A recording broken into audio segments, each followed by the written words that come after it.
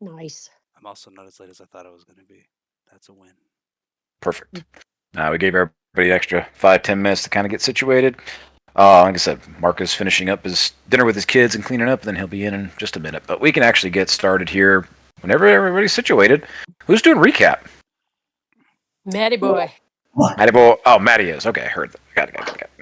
Yeah. Are we all set to recap then? I think so. 1, 2, 3, 4, 5, 6. Mark makes 7. I'm not missing anybody, am I? No, because it's John, Alex, Mark, or the other usuals. Yeah, just John and Mark. Okay, and Mark will be here in a few minutes. Okay. Now we can get started with recap. Okay. Can you guys hear me okay? Hell yeah. Perfect.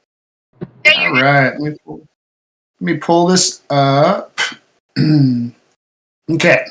So first things first. We wake up and Matty finds a letter from Morb saying he needs to fix himself.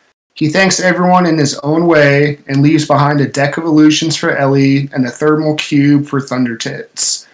Because before we head out, everyone around us freezes and a creature described as a fox or wolf-like with glowing yellow eyes appears playing with the soul coin that Smalls had.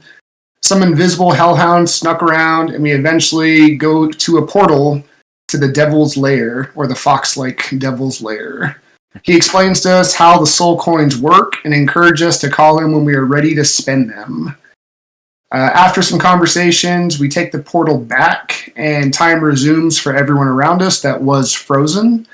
A few of us talk and we headed back over to Fabio's for our beach masquerade outfits. Depending on how sexy of an outfit you bought will probably determine how many rolls with advantage you get during the party. Sexy or expensive, whatever you want to call it. Obviously, we spent a lot. Smalls even bought Quinn her outfit. Secretly. So next we headed over to Quails at the circus to purchase a mount to pull our second-hand wagon. Morn started performing because, well, that's what Morn does. And some of the circus folk didn't take kindly to that. So they gave him a good reminder that this was their turf and to basically stop stealing their show and business. Quinn went to the petting zoo because, well, that's what Quinn does. At that point, we split up in the party. Morn and Drew went over to a mystic and had their fortunes read.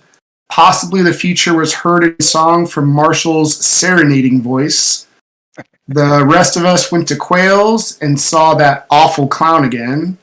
It raised a big stink, and the circus folks started to attack us. Notably, a big scared Chocobo. Well, not Chocobo, I guess. Maddie and Smalls were able to grapple it to the ground, and eventually everything settled down. We were shown quite a bit of mounts that had a breakdown of speed, defense, and hunger. In that group, there was a sloth, a hyena, and even a giant boar. But we did narrow it down to a sick-ass lizard and a crybaby chocobo, a.k.a. Quark. I think that's most of the notes I have. If anybody wants to add anything I missed. Awesome. Is there anything that anybody wants to add? Just a little reminder that Ellie and Malin are both on a sugar high. Mm-hmm. That's it. And I believe Quinn is at a petting zoo. Yeah, Yes. he covered that. Quinn went off to a petting zoo because that's what Quinn does. That's right. And I got sucked into a portal after the fortune teller called me a bad boy. Which, that's what Morn Road does. All right. Is there anything else? Anybody wants to add anything? Okay. With that, hell, let's go ahead and kick it off. We're gonna jump right into Quail's Discount Magical Menagerie with the bulk of the group here. You guys arrived. You battled it out with a giant yellow bird. Got a little bit of his backstory. You got to meet Quail herself. The overly friendly, but a little bit on the serious side, caretaker and tender to all these animals. You guys did notice that she is constantly kind of like hacking and coughing and sneezing. Her nose is all red and runny. It almost looks like as if she is highly allergic to all these animals, strangely enough. But this is what she does. But yeah, she walked you through everything. And you guys had narrowed it down to the lizard and Quark. So, is there anything else going on during this time? So, were Ellie and Monica talking to Quail? Isn't that where we ended? You mean Ellie and Malin? Yeah, you guys were talking to Quail.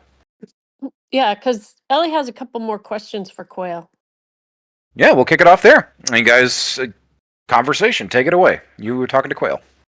So, ma'am, we were talking about Quark, and we didn't really get a lot of specifics. Do you know what breed Quark is?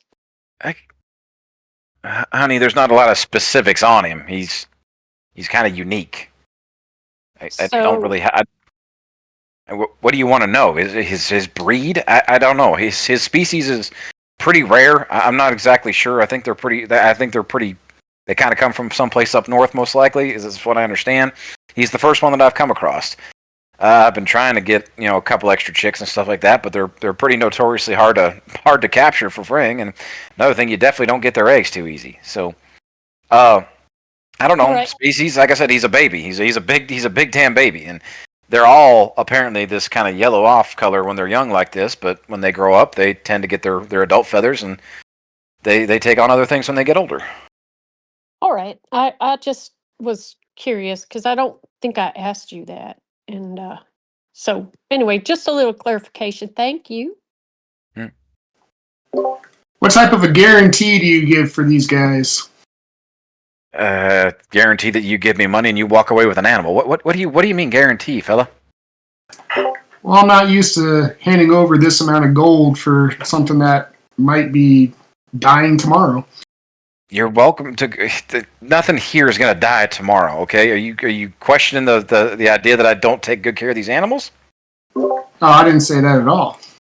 Yeah, well, you kind of insinuated there. Look, nothing here is going to die tomorrow. Okay?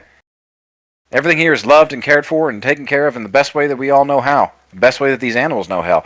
Hell, half of these things I took away from people that were being far less kind to them. Okay? Some of these critters, this is the best they can hope for, but some of them, they just never were meant for cages.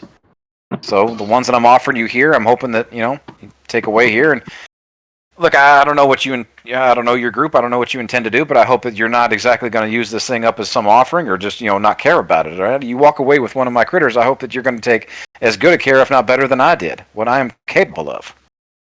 So that's your guarantee. It's going to last as long as you take care of it. I look back at the group and ask, but what do you guys think?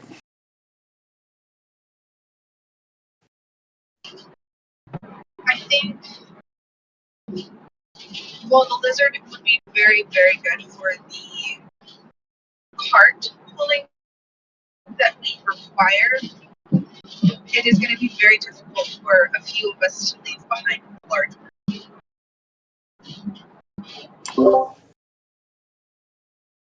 I go look at Quark again, knowing just how huge he is. And I ask, are you also a mount, or do you only just pull wagons?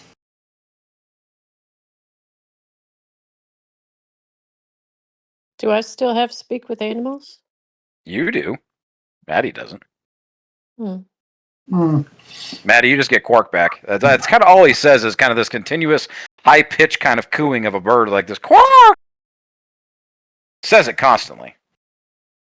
I look over at Ellie. Do you know what he's saying? Yeah. I believe so. He's telling me something. He says he knows how to pull a wagon. He's never been a mount. Like, he doesn't really understand what that word means. Like I said, you're getting the impression that you are talking to a child, but he's a high functioning child. He's like, you know what, Ellie, with your speak with animals up, roll me an insight real quick, just to see how much you can kind of pertain from what you're getting out of this. Insight with advantage, because you have your speak with animals up. All right. Insight with advantage. Or animal handling, whichever one's higher. I think insight's higher. Probably. Okay. Whoop. Oh, actually, they're the same. So I'll do insight. Okay. And that is a nat 20. Woo! Hello. Nice. Okay. Hell yes, let's kick this off with a bang. On a nat 20 on the insight, Ellie, just from what you've been talking to him, you're getting out of this, like, he is a baby. He's a child, but he's a high-functioning child. It's like, this guy is, he's fully capable of whatever you are willing to teach him or whatever is required of him over time. Much in the way that you guys took care of your puppy before this. It's like, you get out of them what you put into them. It's like if you want him to be a mount, if you want him to fight in battle, you want to like buy stuff for him. It all depends on what you are willing to mold him into.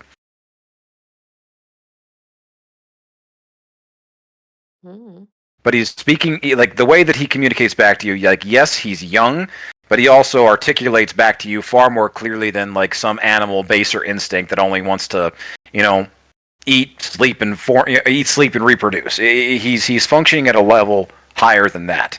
You would almost say that this is possibly the intelligence of a normal person, rather than an animal. Ellie relays that to Maddie. Ha ha ha! I like him. I think he's adorable.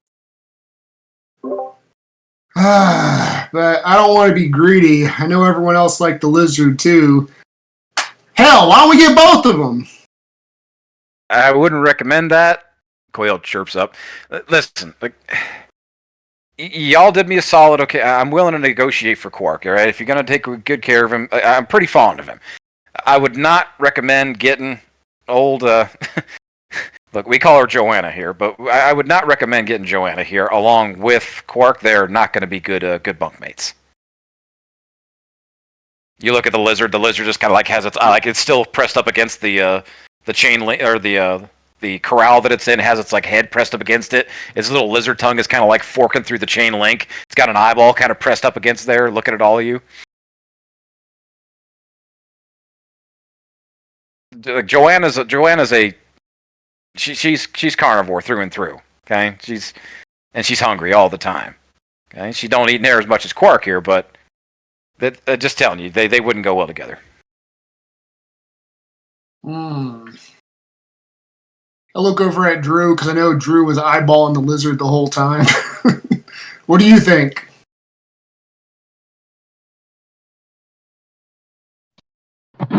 It wasn't Drew because he went Up there. with, it is Artis who was looking at him. That's what I meant. Yes. I mean, the one I with love a the lizard, bias but Drew's not towards- there. Yep.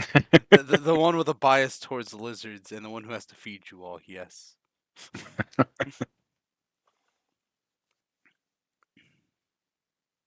mean, the lizard does take less to feed, and its Looking at diet's already Argus. somewhat similar to what we already are feeding Quaddle, and we're feeding the Delve. So I feel like it'd be an easier transition to feed him versus trying to feed the giant bird. Yeah, but you gotta invest when you want something that's special, right? Is Smalls there with these guys? Yeah, you did. Yeah, you're with the bulk of the group here. Smalls looks at Argus. Yeah, but this one looks useful. Like, this one could help us on our journeys. We did have a hard time grappling it, didn't we, big guy? Yeah, we did. Yeah, Quark is very strong. Well, I vote for Quark if we're just gonna do one.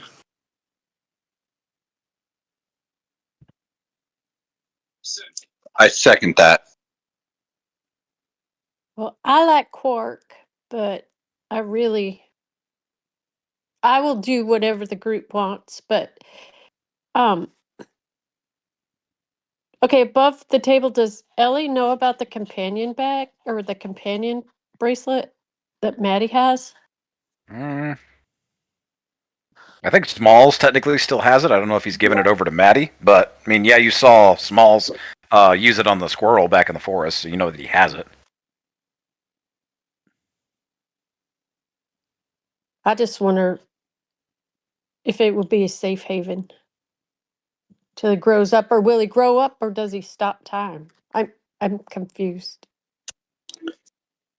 Keep in mind, I have the Mask of the Beast as well. That was handed to me when we were working to get the beetle across the river.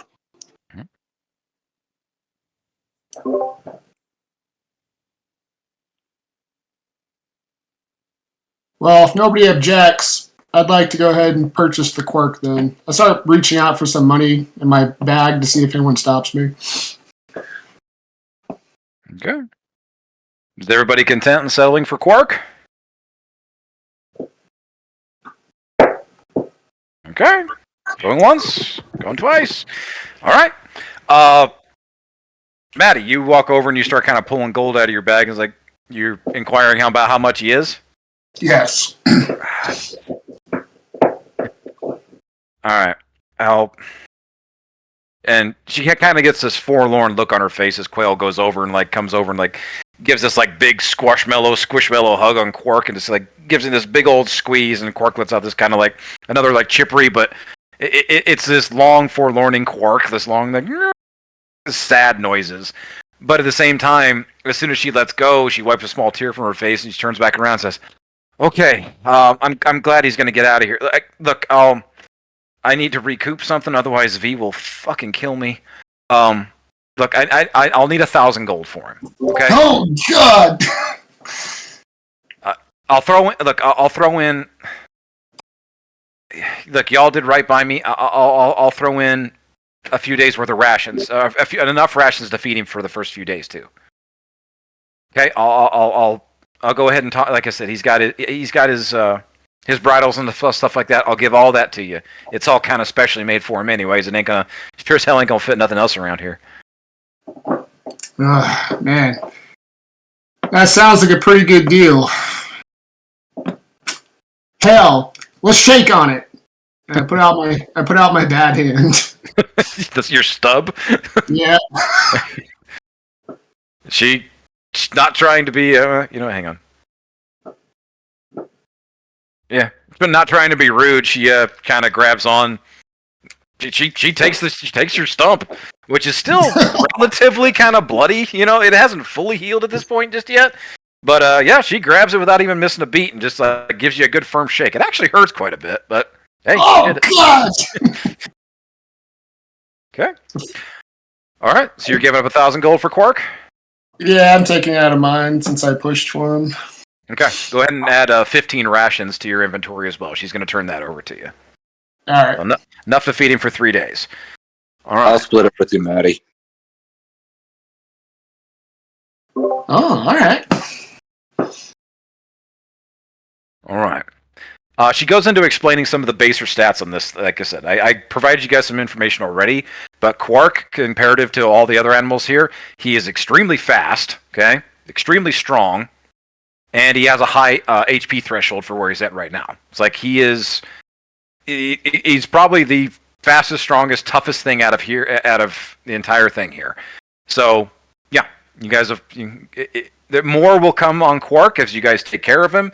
Speak to him, train him, take care of him. There's a lot to do with this. I'm excited you went with this choice. Goanna would have been just as fun too, but yeah, there's a lot to come with this. So with that, she bridles him up.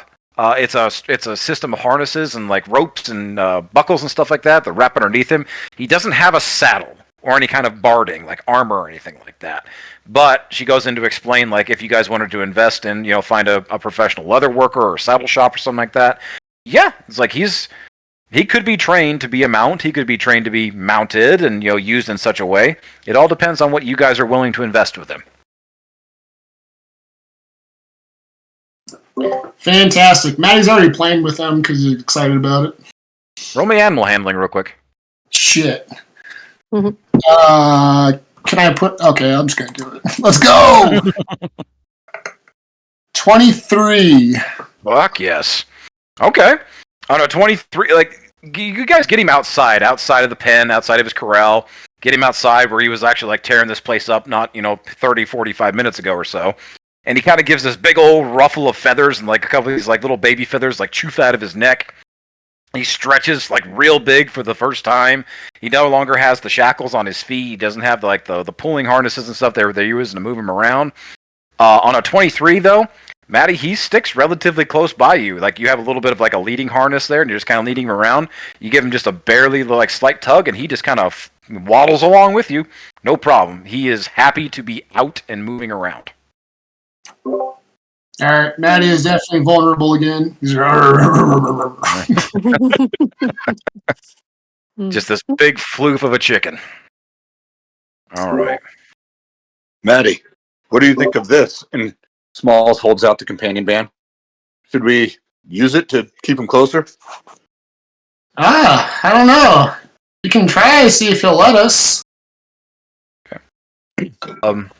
Just above the table, Maddie, you remember that the companion band that you have, that thing is designed for, like what you guys did with Lucky. You bought it to protect Lucky. And you remember some of the things that happened when Lucky inadvertently went into the companion band, like, against his will, and how time kind of passed differently in there, and the changes that it brought upon him. Because this is an item that is meant for a familiar, a creature of magic, something that is summoned from an alternative plane of being. Whereas you don't know if Quark is something like that, or if he's literally just like another animal like Lucky was. Lucky was just a normal wolf, and you saw what it kind of did to him over time. All right. I still take it from Smalls then and say, let's see if he grows on us, and we'll go from there. Okay. All right. Is there anything anybody else wants to do or say or accomplish while you guys are here at Quayle's Discount Magical Menagerie?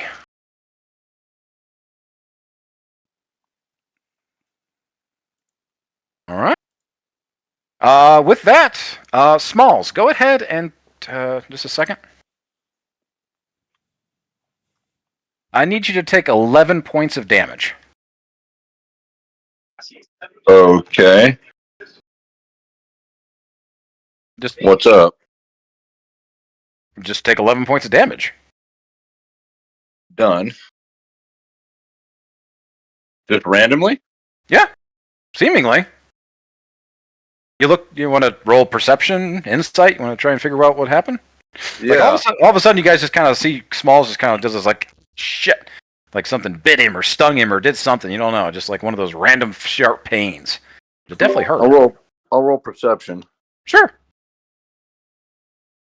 Nat 20. Nat 20? Yep. Fuck yeah. All the Nat 20s off the bat. Getting inspirations left and right here. On a Nat 20 perception, you look around. You're just surrounded by your friends. The bird didn't do anything. Didn't peck at you. Everybody's just kind of looking at you. There's nobody next to you that was, like, nobody like that was within distance to like have stabbed you or poked you. You look up on the roofs and you're normal, like you go into your soldier mode and you're looking around for threats, like elevated positions, like somebody shoot me. There's no blood on yourself. You begin checking for wounds.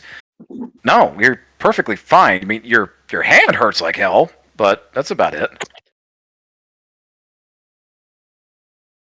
Did anybody see anything odd? That I don't know what that was, but that hurt like hell. Are you okay, big man? No, I just took a hell of a hit from something, and I don't know what it was. Maddie's gonna look around as well. Okay. Maybe not the perfect house to compete with, but I do think it's a solid one. But I think we're going to spend a lot more money than Smalls is going to continue to look around. He's going to kind of start patting himself down, see if maybe there was something in his clothes that stabbed him, since there doesn't seem to be any external threats. Okay. You begin looking through your clothes and your pack and kind of like taking stuff off and looking around. You take another 6 points of damage.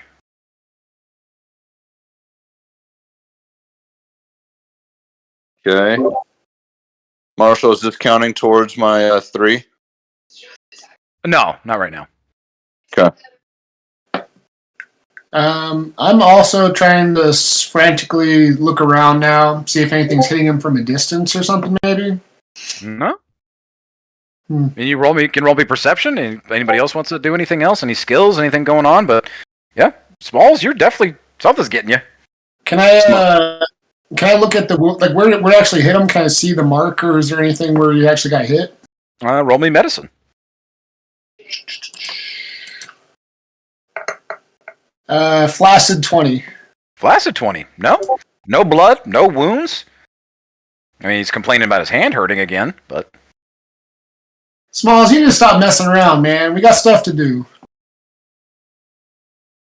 Hey, fuck you. I don't know what the hell's hitting me, but this shit hurts. I got hit a second time. Maybe if we find can help to help us. can't hear you, Monica. Oh, hold on.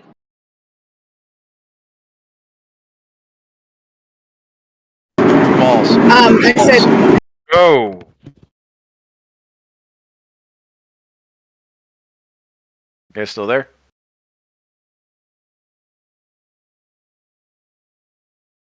Mic check. Check. Smalls Is is it here. working? Okay. Yeah, it's a little better. Okay. Maybe if we find Quinn, she could help because she helped last time, I think. It's a good call. Let's go back out to the petting zoo. Come on, guys. Smalls.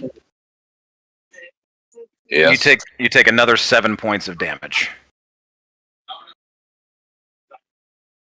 And as you look down, you realize like your hand is hurting like hell right now, and you look down at the spot where you put that new ring on.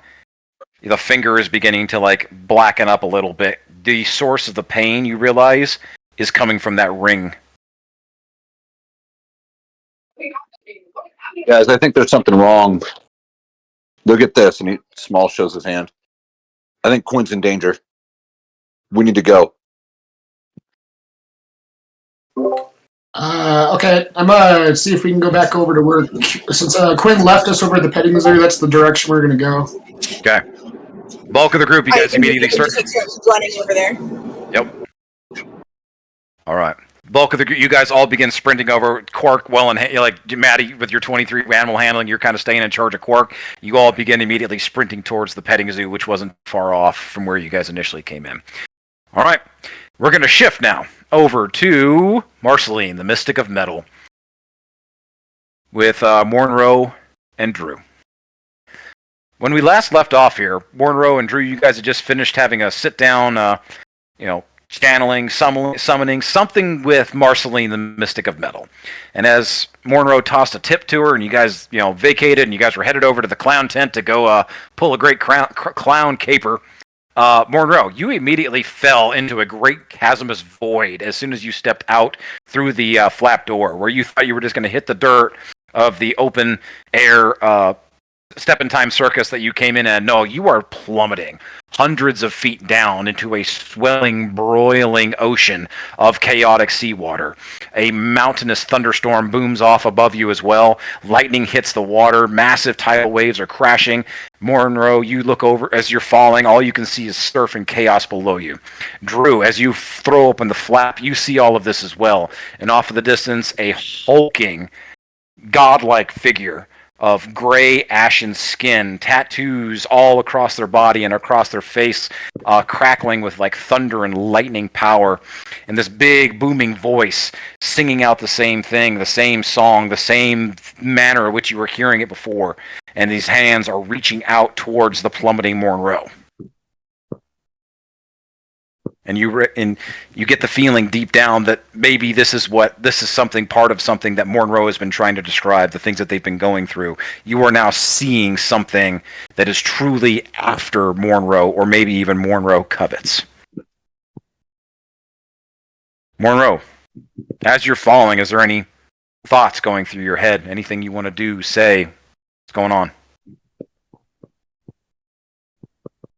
I think I'm reaching up towards like just two hands that they're like one hand is going towards the being that I see, but then the other is a small little hand that's tracing towards the open flap looking at Drew. And all I do is a come in motion towards Drew. Drew, you see all this perfectly. Can I reach in and grab him, or is he too far down? He's too far down. He's been falling for several seconds now, at least.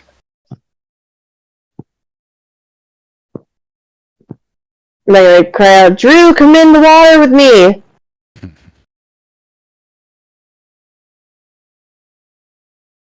Drew's gonna like take in the whole thing, and he's gonna look at the god figure and back at Morn. This ain't for me. This is what you wanted, isn't it? I didn't plan this shit. You have a split second, Drew. What do you want to do?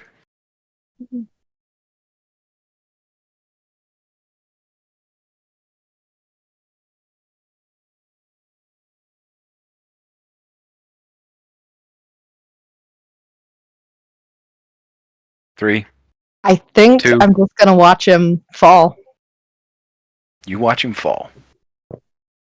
Drew, you watch Monroe fall to these waves crashing below him, and you just see him just disappear beneath the wake of all of this chaos, all of this chaotic storm and water and everything crashing all around. Lightning comes and strikes exactly where he landed. But then you're just standing up there, idly by, and then Monroe's face comes up above the waves, gasping for air. His hands outreaching up to you, saying, "Get in the water. Dive. Help me. Save me." But it's different. His voice is different. It's almost like he's not underwater. You can see him clearly, but it sounds like that voice is underwater. It's like that doesn't sound like Monroe. It doesn't sound right. Like Monroe doesn't beg for help. What is? And Monroe, I need you to make athletics check. DC Okay. 10.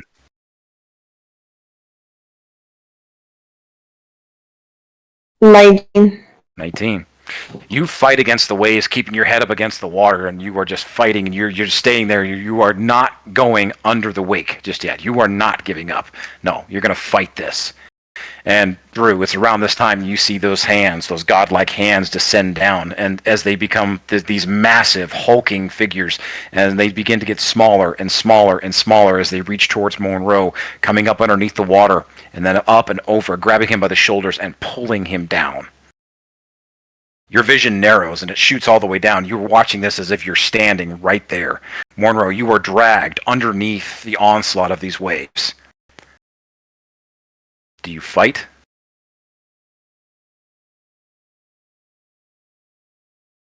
I pound my jellyfish heart to try and get a charge and go champion in my head. Okay. Boost myself up to try and fight it off. Okay. I want you to just roll me a d20 right now. Just flat d20. No modifiers, just a d20. A 5. 5. As you are thumping on your chest and you are trying to rile yourself up, you want that spark. You're not going to let that energy go. It's like you are a champion. You are not going to go down like this. All of a sudden, you feel something at your back. And Drew, you see it as well. As you're trying to swim, like get closer. You're trying to keep an eye on all this going on. But as all of a sudden, you are face to face with Monroe, as if you were shot right there in front of him, as 3 spikes protrude through Monroe's back and out through his chest, spewing blood and viscera, even under the breath of all this water. And you are impaled by a massive trident through your back. Monroe's blood splashes against Drew, even under all of this. His blood is thicker than the water, and it just hits against you.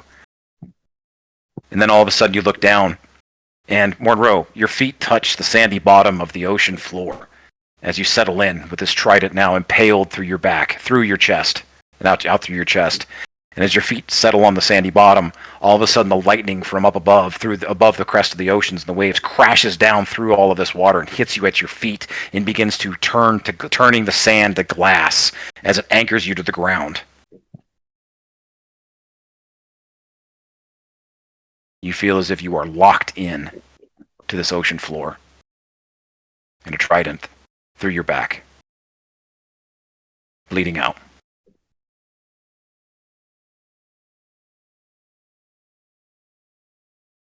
I want you to make a death saving throw. Yeah.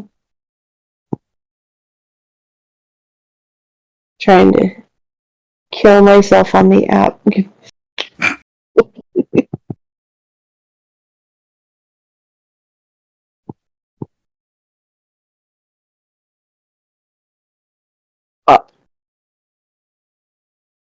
Okay. 17. 17. It's a success. Drew. Monroe's still fighting. What do you want to do?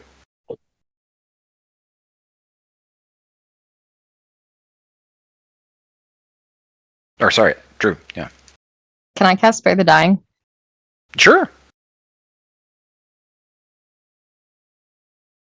Cast Spare the Dying, and through your newfound powers, you remember that you would normally have to touch somebody to do this, but you reach out and you try to cast it at 30 feet, but then all of a sudden you feel like your feet start to move backwards, and the water, as if the wind is pushing you back, and it's just out of reach. And then it starts pulling you back up. Your feet are no longer on the ground, and you're being pulled up back towards the crest of the waves, and Monroe is just getting farther and farther away.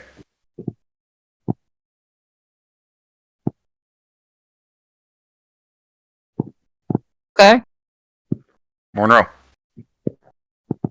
make me another death saving throw. 2. The failure.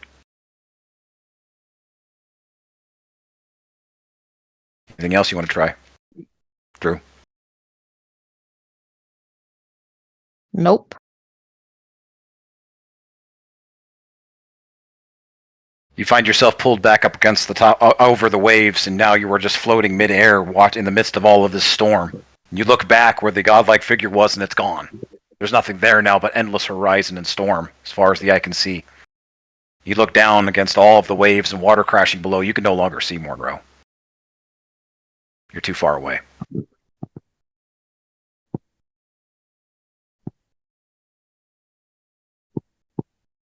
Monroe. Is there anything you want to do? Say? Try?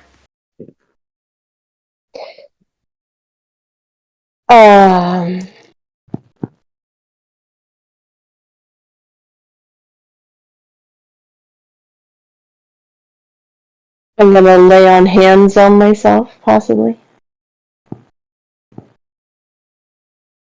As a type of channel divinity. You call upon your lay on hands, your divinity, the power that you have, that you call upon, chained to this being, this thing that you have been following, the thing that you covet, that champion's power. And you go to touch the wounds on your chest, and it feels as if you're healing, as if you're closing your wounds, but the trident refuses to leave. Okay. I want you to go ahead and make another death saving throw. 16. And on that, all of a sudden, you snap. Bam! Both of you. As if you are shunted through time and space, and all of a sudden, you're back in the chairs. You're sitting in Marceline's, the Mystic of Metal, back in the tent, and you were sitting around, and the swirling water of the basin in front of you where she called out and was singing the song that was churning and showing you this vision. You're right back to where it was, and all of a sudden you hear that one final strum across her axe, across her guitar. And the eyes roll back, like the eyes that were rolled back in her head, and that stormy gray is gone, and she leans forward, just woof, whoop, whoo. That was a good one. Ah, but sorry. Hey, y'all. It's getting it's getting about that time. I'm gonna need to ask y'all both to leave. I got to get ready for tonight's performances. Do I still have a trident in my back? And I'm gonna ask that of Marceline. I don't know. I don't know, cutie. I don't. It doesn't really work that way. I just kind of channel the thing that you want to talk to. I don't make anything happen. I really don't know what happened to you there. I'm just a conduit. Am I still making death saving throws? Am I dead? Where am I? You're back in Marceline's. Drew is sitting across the table from you. There is no trident in your chest. There's nothing sticking out of you. There's no blood. Drew, you look down. There's no blood on your chest. Your clothes are all completely dry. Is my 10 gold still on the table? Yeah. I'm gonna take it and I'm gonna leave. Okay. Wait! Drew! Come back! Thank you for your time, Marceline. You scramble out and follow. Yeah. Just as you throw the flap open, Marceline kind of like yells out to you, "Oh, and hey, cutie, the clown tent is right where I said it'd be." And she gives you this little wink, and then beckons you out. Cool. Drew? Drew is power walking to where the rest of the group is.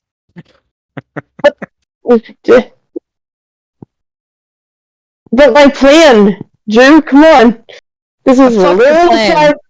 This is a side thing. Come on. That was cool, though, right? I mean, I learned a lot. Did you see it?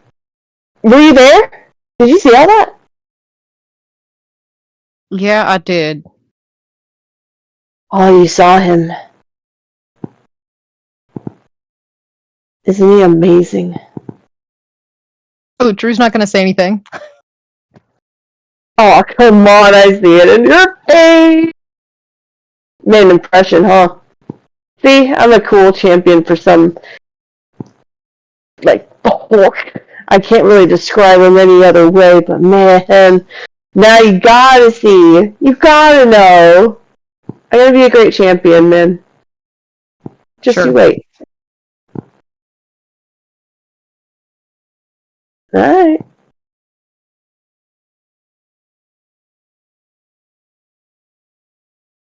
And as Drew turns away, I'm going to... No. For a 24. You're stealthing? Mm-hmm. Okay. I mean, who are you hiding from? Drew? Drew? I'm gonna go find my clowns. Alright. You start heading off in the direction. The way she described it, it wasn't too far from where you guys already were. Drew, you're making your way back to where you knew the rest of the group were headed towards Quayle's Discount Magical Menagerie. You look back and just for a half second, just to, that one last look, and yeah, Monroe's gone. Disappeared. Stealthed. Against your passive perception. You got the same description as he did. It was where the tent was. Do you want to make your way back to the bulk of the group, or do you want to tag along and try and keep an eye on Monroe? I'm going back to the group. He can be somebody else's problem. Okay. You make your way back to the group. Honestly, you actually I'm going to say that you actually cross paths on the way. The group is actually cutting towards your direction, running towards what you kind of just bump into everybody. They're leaving the tent. They have this giant ass yellow bird behind them, tailing around. This like flubbery, fluffy feathered beast of a lumbering beast is like trotting behind Maddie as he's like leading it by this little leash. Drew! Quinn's in trouble! Come on, let's go! Where's more? I'm gonna take his hand and pull him with us. Oh, Drew's gonna blush so hard when Malin grabs his hand. We're going! Quinn needs us, so we gotta find her.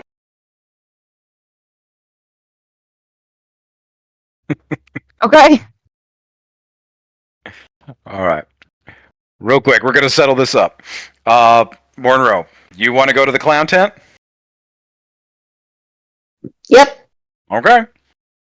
You find it, like I said, it's right where Marceline described it would be. It's on the north end of the big top, just basically on the other side of this giant ass big top tent. It's this pink, red, and purple tent with white and gold ropes and ribbons all around it. The tent itself doesn't appear all that large, maybe the size of a small house. You look around, you're still in stealth. I mean, you 24, yeah, you're kind of like you're definitely blending in with the various crowds of people working around here. There's not too many like public like onlookers. This is kind of where all the carnies and stuff live. So it kind of looks like everybody either lives here or works here or whatever. But as you look at the tent, there doesn't appear to be any guards. I mean, there's like nobody watching the place. Same as like the entirety throughout the Step in Time Circus. There's just the flaps right there. Gonna go to the dressing rooms. You head on inside. Inside the space, it actually opens up, much like the way that Ingus's wagon that you experienced before does. It just opens up into this massive space filled with this cavalcade of like chaotic, frantic shouting. There are dozens of clowns in here, harlequins, and just all these artists gathered around these various makeup stations, big standing mirrors and dressers that are like well over 10 feet tall with these massive double doors. You notice as soon as somebody throws one open, out shoots this gigantic clothing line that's like 20, 30 feet long, just littered with various costumes and clothing that just scream everything circus and masquerade. Oh. Is there any that has like a blood red color to it so I can hide blood when necessary? Sure, you definitely spot a few like that. Wonderful. I'm gonna snatch those. You gotta try and okay. Do you want to try and roll a new sneak, or do you want to use the one that you've already got? Can I do a perception on if there's anyone around before I start diving in? There are people everywhere. There's literally dozens of people in here. It's like people running around doing makeup, running around with costumes. Like it's like a big ass production piece back here of people getting ready for something. How do you want to go about this? You want to try and blend in? What do you want to do? I want to... Actually, can I inquire on somebody and say, to someone like, hey, I think I'm a bit behind, I'm new, hi. Isn't there a schedule coming up where we're going to be hosting at at the pool banquet coming up later? I heard rumors that we're doing that. You just kind of tap anybody nearby? Yeah. All right. You tap this like kind of like they almost looks like a strongman type thing, but it's they're wearing like these weird clown pants, and they have like their hair is actually like flaming on top, like literally it is fire shooting straight up off the top of their head. And as they turn around, it's this big hulking brutish guy that has this like weird harness thing across his chest. As you turn around, he has this like terrifying like clown mask on that has this big hideous smile that stretches up across the top, and the hair is just shooting up with these weird flames. Like I said, this is a big bruiser of a guy, and he looks down at you and he's like, "What the fuck are you doing down in here, you fucking townie?" And you recognize the voice right away as the same person that accosted you when you were trying to perform out front.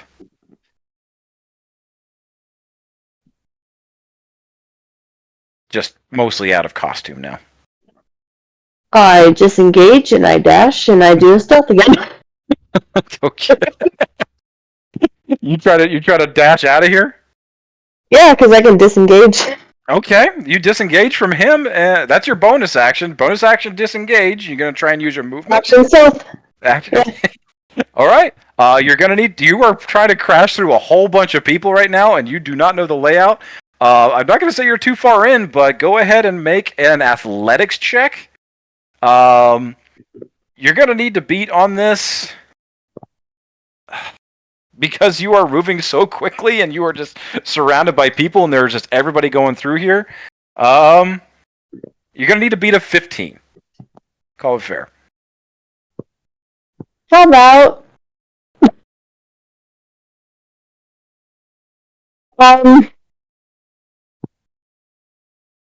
how about a natural one? Shit. You roll? Did you just roll a natural one? How, yeah. How about a natural one? You I immediately. knew he was gonna fight my. Everyone's rolling nat 20s. I'm like, it'll be me. It'll be me. You immediately like shove off from this big guy, recognizing him, and you go to dash. As soon as you turn, you run smack dab into a makeup station that has like 3 or 4 people around it. You go ass over tea kettle, taking the mirror off. You are covered in like every like powder and like grease and like everything paint wise that these clowns are using. They immediately all stand up and angry. The entire tent is like on alert, like looking over at the noise and the crash that you just made. You go scrambling up, trying to like pull something to pull yourself up. You're pulling up people's clothes. You're grabbing at the clothesline that's nearby. You are just doing everything you possibly can to try and get away, but you are just stumbling ass over tea kettle over your own feet here trying to get out. And a bunch of people begin to converge on you. Frog.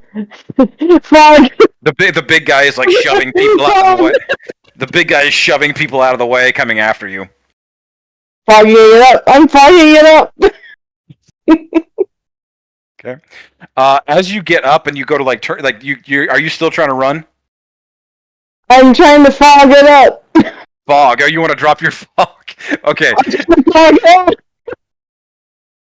Maybe something. Just before you do that, everybody immediately stops, and the big guy stops like dead in his tracks, and like has this look of like abject terror on his face, and kind of like takes one step back. You've got your hand up in the air, and you're like getting ready to do this like this fog spell. I'm assuming. Yeah, I gotta create my thick fog. Okay. You kind of like give this look, and you're like yeah, that's right. You better back the fuck up. And then all of a sudden, you get there is somebody standing directly behind you. You get that feeling like there is somebody right behind you. Okay.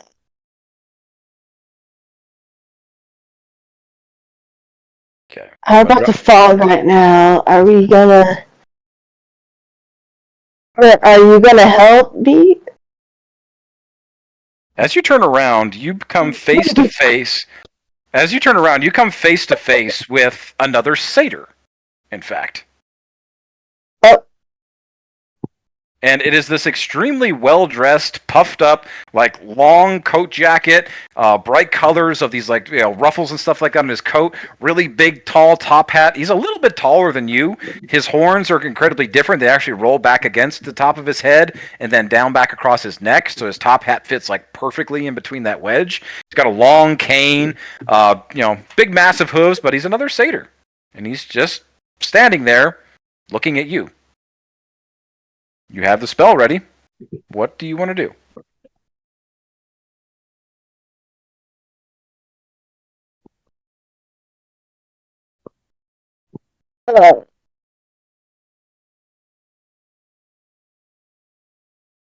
Are you going to help me, or shall I make my daring escape once more?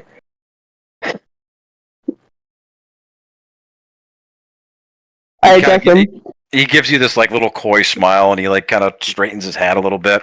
And he raises his hands. He tucks his cane up underneath his armpit and raises his hand to everybody. Children, my children, your visages are visages. These are no more veneers of vanity, rather vestiges of the vox populi, now vacant, vanished. In other words, my children, get back to work. And he shouts out to all of them. They all immediately like scramble and start getting ready and get going back to what they were doing. Sweet Tooth. And he like turns and he addresses the big clown that was coming after you. Get your bitch tits back outside. You're in the hole enough as it is. You don't need to be fucking around with any more of the newbies. The clown immediately like tucks his head down and like walks past you and gives you like this shoulder check. Like, catch you outside, Townie.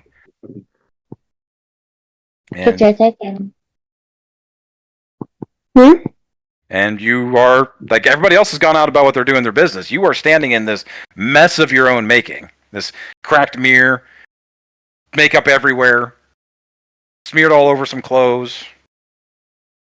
And you're just standing here with this satyr and a top hat.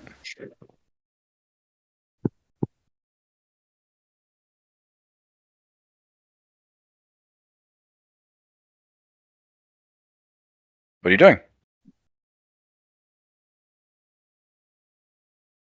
I do a nice little bow, go, ahem, and that was just my first trick. It's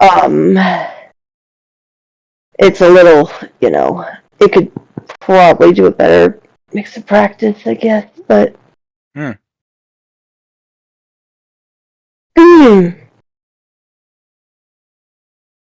know, the basics of being a new recruit is at least figuring out wardrobe.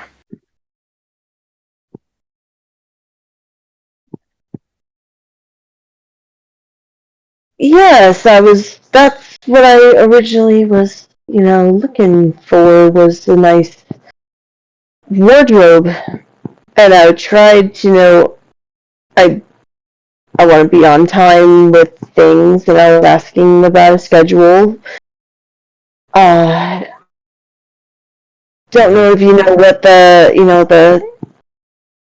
what we are dressing up for that pool party gig thing. Pool party gig, huh? Yeah, I heard there'd be a pool party. Mm. I'm sorry, I'm so new. Forgive me, I'm short with names.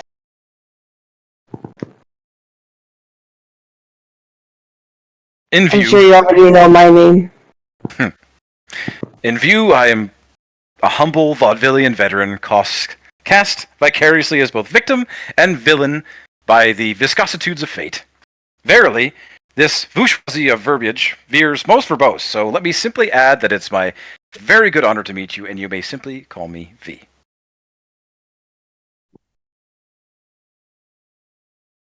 Are you not a crazy person like me? Oh, here in the circus, aren't we all crazy?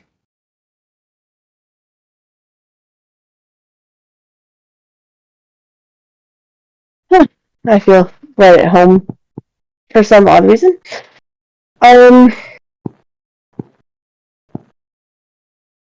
Frankly, then, Mr. V? Just V? Just V is fine. Listen, V? my young friend, listen. Mm. Go ahead and get ready. Whatever you need to do.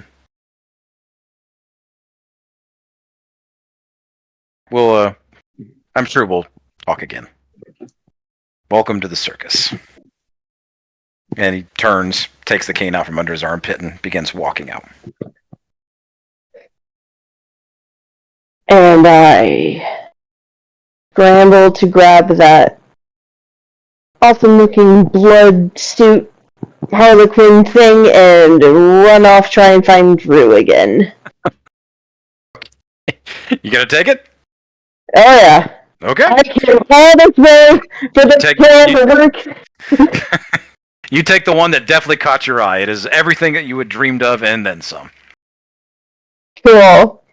Comes with a mask too, right? Mask, hat, all the garb. It's a full suit, right? It's full suit, whatever your heart dreams of. Alright, wonderful. I got that in running.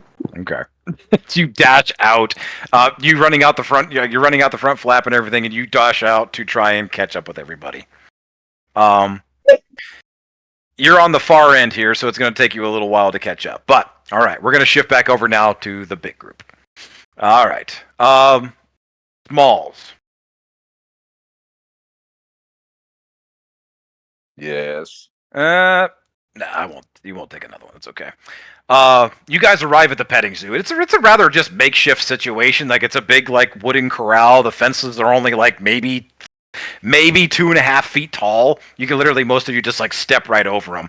There's a bunch of pygmy goats in here. There's bunnies running around. Strange little birds. There's a couple of these big monitor lizard things, but they're anything but vicious. Anything and everything you can possibly imagine is just kind of co-mingled in here. And there's a couple of kids running around. They're playing with them. But yeah, you arrive and it's just this giant makeshift petting zoo. Small starts looking around and kind of hollering, Quinn, where are you? No response. Good.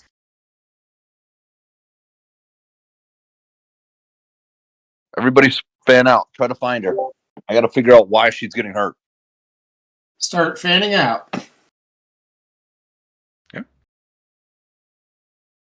What are you guys doing? Could Yeah. I possibly use like using my telepathy stuff, see if I can sense her anywhere? I don't think your telepathy works. I don't think you have anything that does that. Like, are you trying to like detect her thoughts? Is that what you're doing? Yeah. Okay. Yeah, I'd say you can check off one of your uses to detect thoughts. No, you do not detect her thoughts anywhere nearby. Now, I think it's only within like 30 feet of you that you can use that. But as you kind of wander around, you can concentrate on it for a bit. I think for a little bit. But no, you're not picking up any thoughts. Not hers. I'll use my thaumaturgy to be able to yell for Quinn at a booming echo. Okay. You let out this booming like, "Quinn!" And you like all of like animals immediately like scatter and go to like various corners. All the kids like start looking at you with like this big scared look on their face. Like you're this hulking muscular tiefling who has a bloody stump for an arm and half one horn and everything like that. You are terrifying these children. Hell yeah. Any skill checks? Anybody want to use anything? Smalls is gonna just start thinking to himself and go, I can't believe I'm doing this, but Goddess, I think Quinn's in trouble, but I can't find her. If you're there, can you help?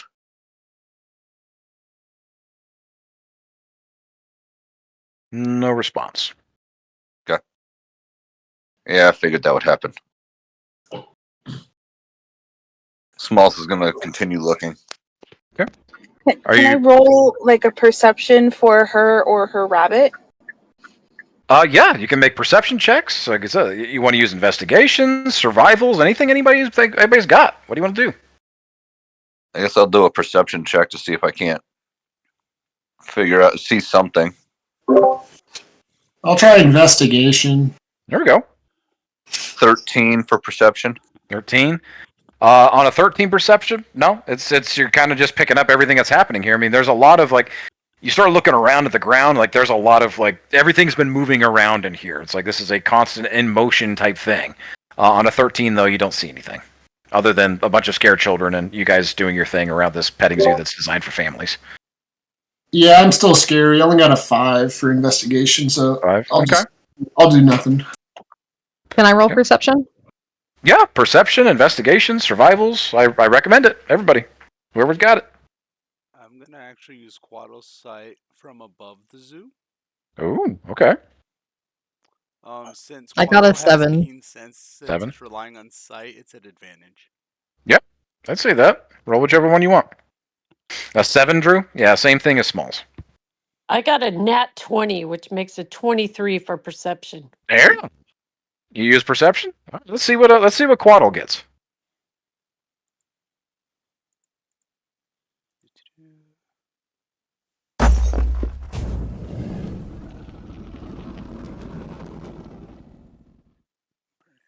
Please function, brain. That is a 17. 17. And you're doing perception as well? Yes. Okay. Ellie, we'll settle yours first. On a nat 20, you actually notice off in the distance there's something that's kind of like sticking out of the mud as if it's like something like it's been stepped on, but it's like a shiny piece of metal. You go over, and as you pull it out and start cleaning it away, you recognize this as Quinn's holy symbol that she was wearing around her neck on a choker. Drop that in chat, what this thing kind of looks like. This is actually designed by John himself. Beautiful. So I'm going to yell out to who's ever closer to me. I found this. I think it's Quinn's, and it was in the ground. Argus, on your 17 using Quaddle from the view from above, you notice that there's actually something that's kind of a distortion in the ground over by the edge on the far end of where you are. It looks as if something was dragged away forcefully. I'm gonna relay that to everyone else and then start walking that way. Okay. Oh. Which way is it going? It looks like it's actually leading away from the petting zoo and back towards the main entrance.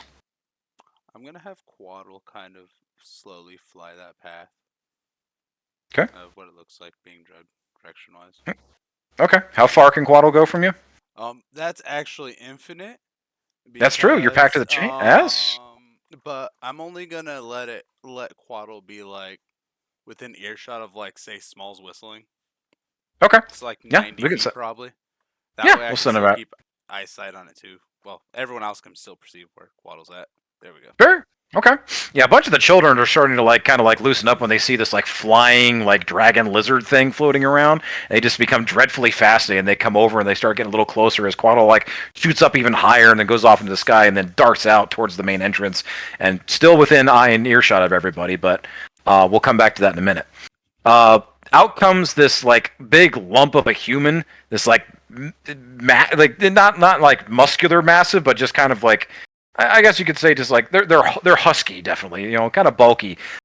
Human, weird makeshift hair, kind of cut short on one side. Got this massive divot in their head on the side of their head, but comes out and is like kind of like looking at all of you. It has this like weird like animals like animal handler's apron on that has a bunch of like food and stuff like that in it, like various grasses. There's like a couple of seed bags and stuff like that. Yeah. You guys have the holy symbol that Ellie found in the mud, the findings of what Argus and Quaddle just found, and then this person that just came out. Smalls is going to take the symbol, go to that person, and say, "Have you seen the woman that was wearing this?" No, no, no, no, no, no, no, and just repeatedly saying no. Smalls is going to kind of grab him by the shoulder and force him into his face. Are you sure you have not seen the person that was wearing this? Are you? What And are you I'll throw in a little intimidation there. We'll see if it works. Okay. 18. Oof. 18. Okay. You kind of like as you kind of like you barrel into this person, you being like tense up, and you're like you are doing your zealot intimidation stance. I mean, what is honestly in your new like I guess you could say form? What does it look like when Smalls intimidates now for something like this? You describe it. Ooh, I had not thought of that. New body, I new would flex. say that so as Smalls starts to intimidate, he starts to get angry. It's almost halfway to when he rages. You see the veins popping out in his arms. You can see his tattoos start to just glow a deeper blood red, and just start to kind of almost come off of his chest, and he just looks angry. His hair's again kind of just turning a deeper red. Not quite full rage, but he's on his way there. All right. This guy immediately responds. It's like, I'm sorry, snatchers took the pretty lady, snatchers. Which way? He's like shakily, like pointing towards the main entrance again, the same direction that Quaddle had flown off. What did they look like? Priest. A priest? Roll me an insight check, real quick, Smalls. Fucking Trinity. Oh shit! 6. 6. On a 6, you're not really understanding like what he's trying to say, like in terms of like what snatchers, priests, like you are just raging right now. But even on a 6, real quick, even on a 6, just a second. Inspiration to re-roll it. I'm sorry. Oh, you want to? Okay. Yeah. Do you want to re-roll that, Smalls? Well, let me hear what you were going to say first. All right, we'll just go with this then for right now. You get the impression that you are basically this person is not that. They're challenged. Like you are trying to ask somebody to give you details that they may or may not be physically capable of giving to you or conveying to you in a conventional manner. Got it. Smalls is going to look at him. Thank you. and just start Yeah, off the direction. As soon as you let go of him, he falls to the ground and kind of like curls up a little bit. Smalls is gonna basically dash off in the direction of where it looked like they were taking Quinn. Got you. As soon as you make off towards that direction, is everybody else also going with Smalls? Yeah. Yep. In tow. Yeah, for sure. I want to help the guy up. Okay. Drew, you help the guy up. And just be like, hey, so I know that big man's scary, but thanks for your help. Kind of like lumbers back in the direction that he came from. Cool, and then I'll follow the rest of the group. As soon as you all... was anybody else going to do anything? Yeah. Is it nomad? Okay. As you all begin meeting off, like moving off in that direction, you were all Smalls. As soon as you go to like I'd say jump the fence, but you're literally just kind of like stepping over it. You come face to face with a by your stature, small satyr man in a long, gallant coat, red and blue ruffles, and a most elegant top hat, and this long, magnificent cane. And he's just kind of standing there, both hands on top of each other, propping himself up on the cane and just looking at all of you. Smalls is gonna notice him, but all in all, not really care. Argus, has Quaddle seen anything more? Would you like me to roll another perception check on Sure. that? Absolutely. Because I assume it's still just a path as of the moment. I don't think we got up to him yet. I love how I can click it up. That'll be a 10. 10? Quaddle didn't fly too far off, but it really didn't take too far until Quaddle doesn't have like a scent to follow. If trying to track them by sight, it's getting later in the day and more people are just pouring into this place. And there's no tracks to follow that haven't been toppled by, 1,000 more footprints already. There's nothing to see other than a throng of just people. I see nothing, Smalls. Smalls is gonna let out just like a huge yell, just a massive trying to figure out where to go. I'm gonna ask Satyr guy if he's seen anybody taking a woman, and then I'm gonna just. You're cutting out there, Melon. You asked the satyr what if anybody's seen someone taking a moment and what? Yeah, if he's seen her anywhere, and then I'm gonna just. She's gonna describe Quinn, I believe. Oh, okay. Yeah.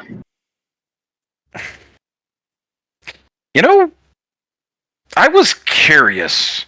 The satyr begins to talk. Smalls, you're kind of standing off in the distance, standing behind him as you ran past him a little bit. Everybody else is kind of starting to gather around, and then he begins speaking as all of you. He's like, I was curious what kind of folk the Eternal Vanguard are when I was told that they would be stepping foot into the circus, and making an impression as soon as you guys walked in. You're quick on the rise, I'll give you that. You're on more than a few lips and wiggling tongues from what I hear. And here you are, making friends. Or losing them.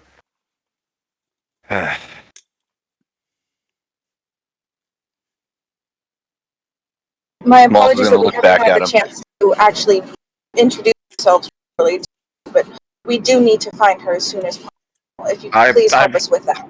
I'm sure you do. Yes, your friend's been taken by snatchers, as my friend Lump over there tried to, in his own eloquent and magnificent way, explain to you before the big man here decided to try and shake him up. More flies with honey than vinegar, that big guy? Ever heard that? Smalls is going to look back at him. I'm just pissed. What snatchers? What do you know about these snatchers? Is anybody here proficient with history or religion? History. History, okay. If anybody's proficient with history or religion, go ahead and make me a roll real quick. I only got a 9. 9? You've never heard the term snatchers before, not on a 9. Well, snatchers are, They're, I guess you could say, professional kidnappers. You know, they're like one of those like dirty little secrets of the Order of Inquisition. You know, I had to get a few of my people back from them from time to time, buy them back, thankfully, before they, wanted anything else out of them. But, well, why would Snatchers be interested in your friend? I would love to find that out once I find them. I'm sure you would. Are you gonna shake them up too?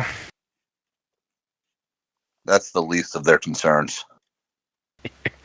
As Smalls kind of just, you can tell he's starting to move that axe around, like he's getting his wrist ready. He's getting ready to fight. Look. And around this time, Monroe, this is about the time that you catch up to the group. Like, you ran over to Quayle's Discount Magical Menagerie, saw that nobody was there, asked around, said that they all sprinted off and heard some things about a petting zoo, and you remember, oh yeah, there's a petting zoo. Yeah, you ran back over this direction. And you are catching up now, and you are now seeing the person that you just met up with in that tent not less than 10 minutes ago is now here talking to all of your friends. Damn, he is fast.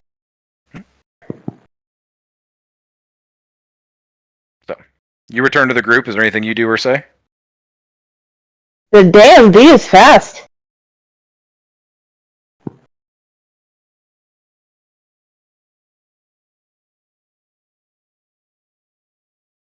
I take a note. Can I roll an insight to see intentions, to see if Intentions on V? Yeah. Yeah, absolutely.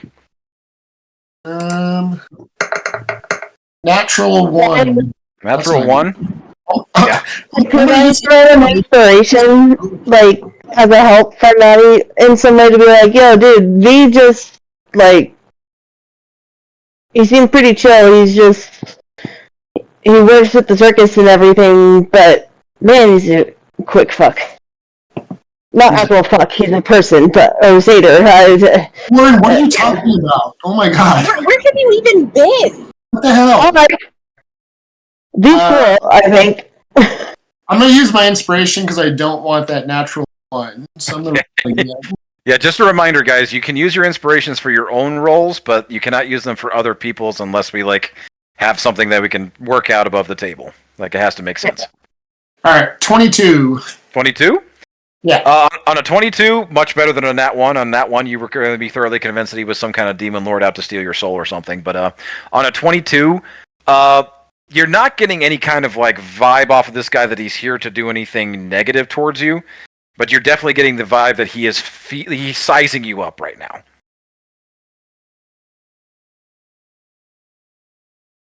Like, he is biding his time to kind of like see what you all are going to do. And he's definitely, you get the impression this guy knows a hell of a lot more than what he's letting on. Smalls, what do you want to do, man? Smalls, listen to me, he let me go, so... And okay, we're not... We're just trying to get information so that we can find Quinn more. Quinn is missing. Somebody took her. Quinn's missing? Oh... Yes. Listen, friend, I have no beef with you. But if you know something that can help me, I would greatly appreciate it. I'm sure you would. And I would also appreciate when people don't come into my circus and try to outperform my clowns the first 5 minutes before entering at the entrance. Everybody looks at Morn. In solidarity. I'm going to pinch the bridge of my nose and just be like, oh my god. I also don't appreciate it when muscle-bound oafs come in here and physically oppress my less than mentally shining employees. I'm an equal opportunity employer, sir, and I don't appreciate having them accosted in ways that they're not comfortable. And perhaps your vision of what happened versus what actually happened are two different things. You see, I asked your employee if he knew where the woman that was wearing this necklace went.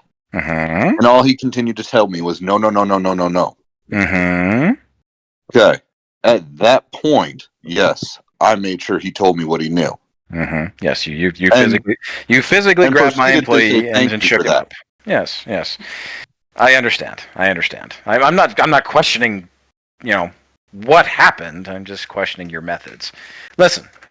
I get it. Okay, your friend is missing, taken by snatchers. Yes, story is kind of old as fucking time around here. Trinity Church loves to come in here and fuck with us circus folk, the freaks. Then you should want to aid me in taking some of them out. I should, but at the same time, I'm not a fan of people that steal from my clown tents either. Who stole from your tents? I'm looking back at Lauren, bro. What did you do? What did you do? You're still holding the clown outfit, by the way. I was about to show y'all my plan worked. Give it back to him. It's fine. I was more interested in knowing what kind of folks the Eternal Vanguard are when I let you in here. You did a good turn. You spared Quark here. This giant lumbering pain in my ass that I have to constantly feed day after day. You did me a favor. Not only did you take this beast off my hands, but you paid me for it. I appreciate that. And you did a good turn with Quail, bringing back the logbook. Marceline even says you're a good tipper. That's a rarity in these parts. So I have everyday quality. Yes, endearing. We love thieves. Listen, we're at a bit of an impasse here, okay? I'd love to help you out. At the same time, I feel like we're kind of on neutral ground here. So, yeah. I can make it unneutral. I'm sure you can, big boy. I wouldn't recommend it, though. Listen, your friend was taken by snatchers, okay? Ask around.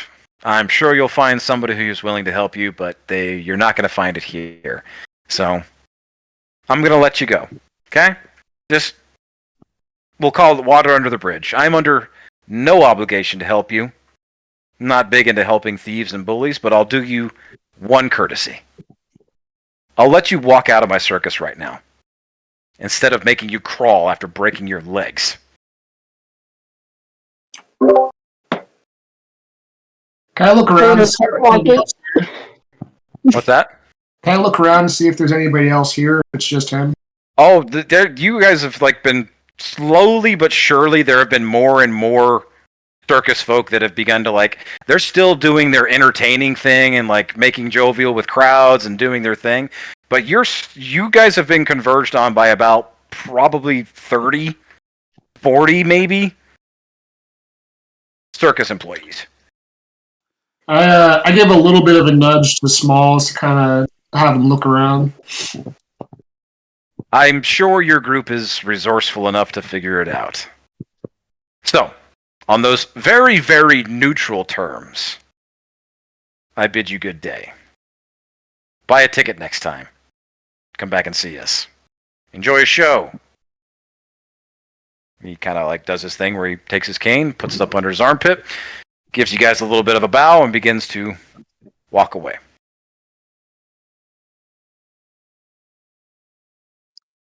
I'm watching Smalls, and if he makes any small grabbing. First off, I don't know how much you're gonna do as far as trying to grab him. No, I'm just trying to get you to pause because I do not want to fight here. We gotta get more information about these snatchers and quick. Yeah. Anybody know anything about this Trinity Church?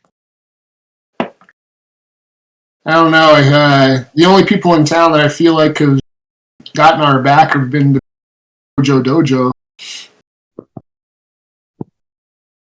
Alone. Didn't we hear the Trinity Church back Right now, I think what we should do in this exact very moment is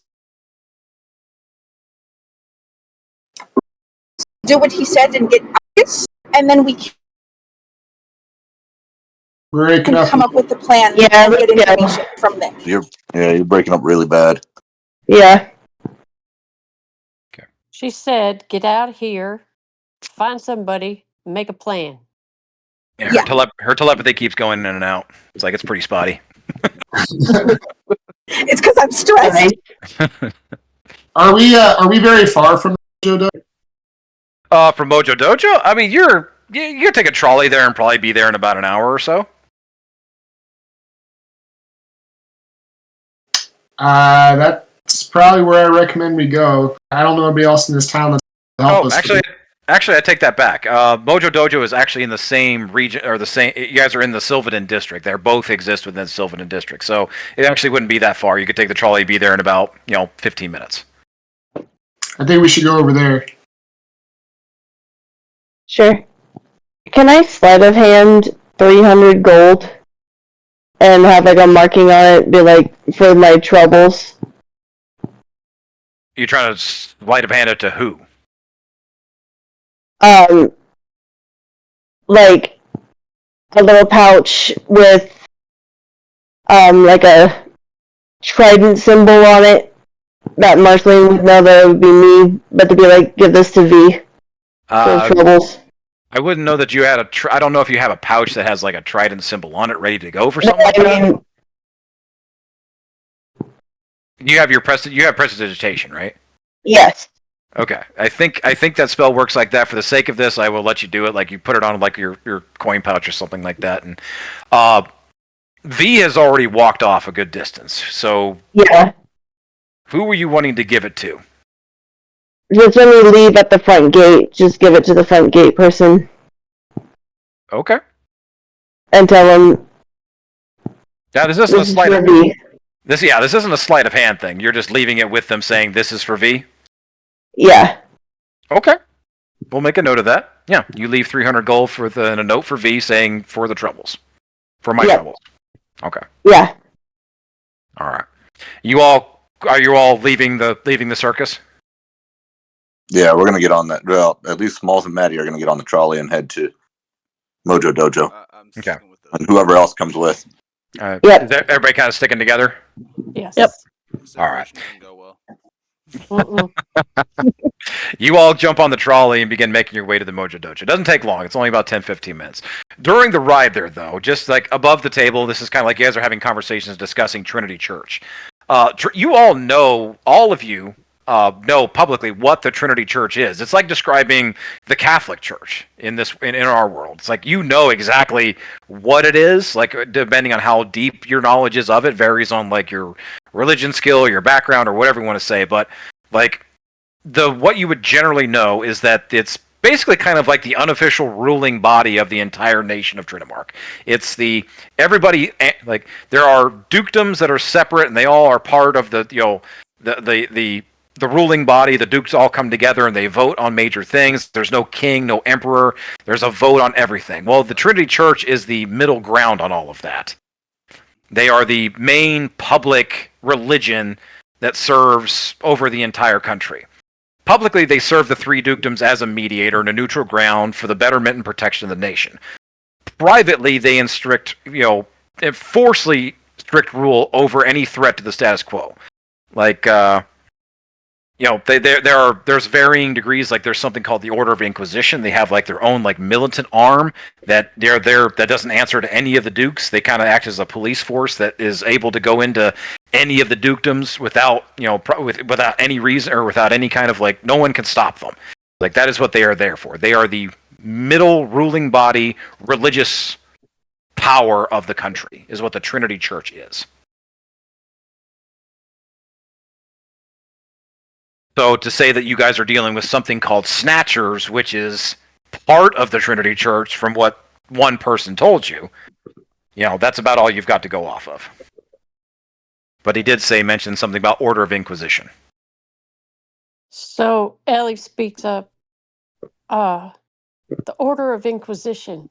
I mean, that's pretty scary, especially with Quinn, because she worships her God. And they're not going to tolerate that. I've heard bad things about what they do to people. So we really need to find Quinn. And does that pendant connect her to her god? Or is she just connected? As far as I know, she just has a connection. I don't believe the pendant has anything to do with it. So you're connected to her and that goddess, right? Small. Yes, Can you contact the goddess? I've tried. She hasn't responded. Hmm. Yeah, I'm afraid. And I'm I don't- afraid going. I don't think this is going to be something that we can force. We're going to have to be a lot less obvious about this. And I'm going to be looking like directly at Smalls as I say that. Less obvious is our middle name. Oh my god, no it isn't. You know it isn't.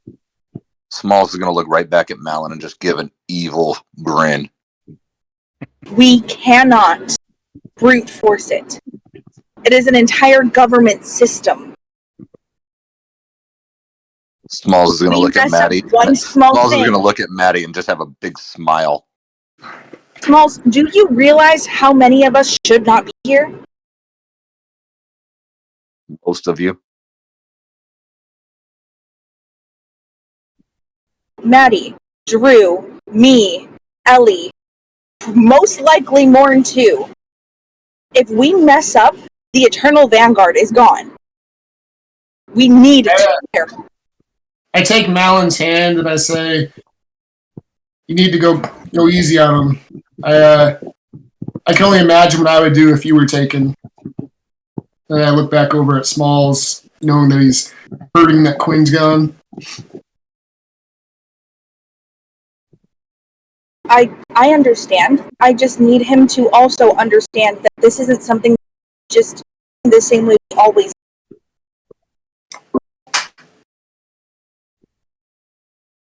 All right, well, we're gonna figure it out. We're not gonna just go charging in. Let's see if we can get some information first. And that's why we're going to the dojo? Well, Just as you say that, the trolley comes to a stop, and you guys all get out and begin walking the short distance to the dojo. As we're walking to the dojo, once again, Smalls in his head, so nobody hears, is going to try contacting the goddess. Goddess, I believe that Quinn is in serious trouble, and I really could use your help. Anything you can help with, any kind of guidance, could go a long way. Roll me a D100 real quick. D100. Yeah. Let's go. That'll be percentile die. It'll be the two little tens. Because I don't think we have a D100. It's on the app. 79. 79. No response, but you do take another 6 points of damage. Smalls is going to let out a groan. Fuck. You guys arrive at the Mojo Dojo. Maddie, are you leading the way inside? Yeah, I'm really good at getting in there, so I Figured it out.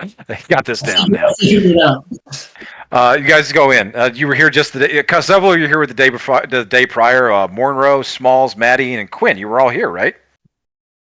Yep. Everybody, yep. The rest of you are coming back for some of you for the first time, like Ellie. Some of you, this is the first time you've been back since you're here the very first time when Chiron died here.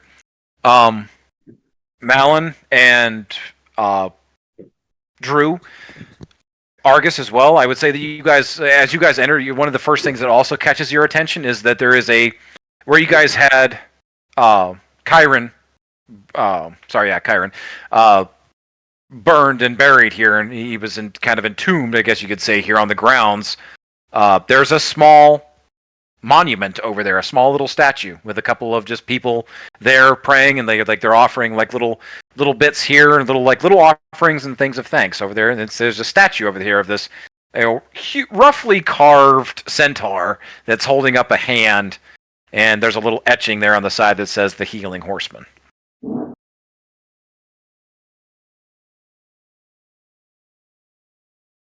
And Ellie looks over and says, "Wow, that almost looks like hippie." Cotton It's- Was Rock. her uncle? Yeah. I'm gonna go over to place the citrine bracelet that I got at the very beginning of everything on there as like a little offering thing. Nice. Okay, I'm gonna say, does everybody that hasn't seen it yet goes over to it? Yeah. Okay. Yeah. I'm gonna say Maddie, Smalls, Monroe, you guys go inside and try and find somebody to talk to, right? Correct. You guys go inside. Yep. The place is still empty, but Master Farley's there, kind of just doing the same thing, sitting there chugging away. He seems to be working on some papers, but the guy writes like shit, so he's basically like palming this giant like feather pen, and he's just kind of like putting big like marks at the bottom of these like weird looking decrees. But as he's like swigging away at this giant jug of ale. Oh, you guys are back. Here for another fucking round. Brother, I wish. My day can Yeah. Master Farley, we need it. We're looking for your assistance. Hi, assistants. Yes. I don't sell any booze here, but it's all mine. But I might be able to part for some. You know, if we have a little row, come on, little exercise, little excitement. Come on. I promise to give you plenty of exercise next time in a fight. But right now, we're in desperate need of finding one of our comrades. Oh, What do you know anything about the Trinity Church and Snatchers? ooh, snatchers. You guys have got yourself in the thick of it, eh? Well, well, snatchers are kind of one of those dirty secret things of the church. Like they're, everybody knows that they're part of the church, but they don't ever officially say that they are. One of those kind of deals. You know, they tend to go out and do a little dirty work out in the streets that the church can't publicly put their name to. That kind of stuff. Snatchers is kind of a colloquial term. I don't know what the fuck the church actually calls them, but you know, whatever. That's just what we the common folk, the dirt folk, call them. Do they generally carry any kind of identifying marks or anything that we could use to track them? Took one of ours, and I need to get her back. Oh no, not really. They have hideouts and stuff like that. I know that they steal things, mostly go in and break up cults and little believing covens and stuff like that, and they take people, from what I know. But you know, church is pretty flexible on them messing with people that aren't part of the you know. If you're not a believer, you're kind of fair game, sort of thing. Not really, kid. I'm sorry. I don't run those circles. You know, I help run a school. No worries. Came to Listen. the one place that we thought that we knew we had friends that might know something. You're gonna want to talk to somebody that runs in a little bit of dirtier circles. You know what I'm saying, kid? Like anybody that you know that you can call on that it could have, you know, information for sale, kind of thing. It's gonna be dirty business, but it's gonna be your best bet. I wish I could help, kid. Dirtier circles, huh? Man, I don't know. Matt, you think of what I'm thinking? Oh, you know it. And he pulls out the coin. Oh.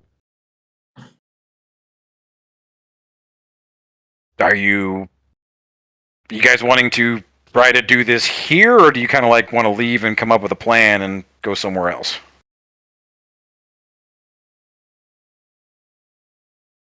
Smalls is gonna look kind of at Maddie. What are your thoughts? Do we call him here? We need to get this information sooner rather than later. I can't think of anybody that we know here in town besides the dojo. That I think that's the only way we're going to be able to get.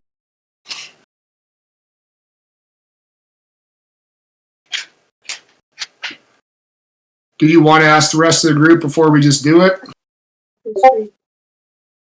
Yeah, we probably should at this point. And I don't want to disrespect the dojo. Master Foley, thank you for your help. Hey, no problem, kid. Listen, hey, best of luck, all right? Judging by who's here and who's not, I can kind of put, 7 and 2 together and figure out who's missing. So, yeah, I hope you get her back. We still owe her a tattoo. She's one of the group. She's one of the schools. So, you let us know if you need any other help, all right? Will do. And I owe you a fight. I look forward to it. Yeah, that's what I'm talking about.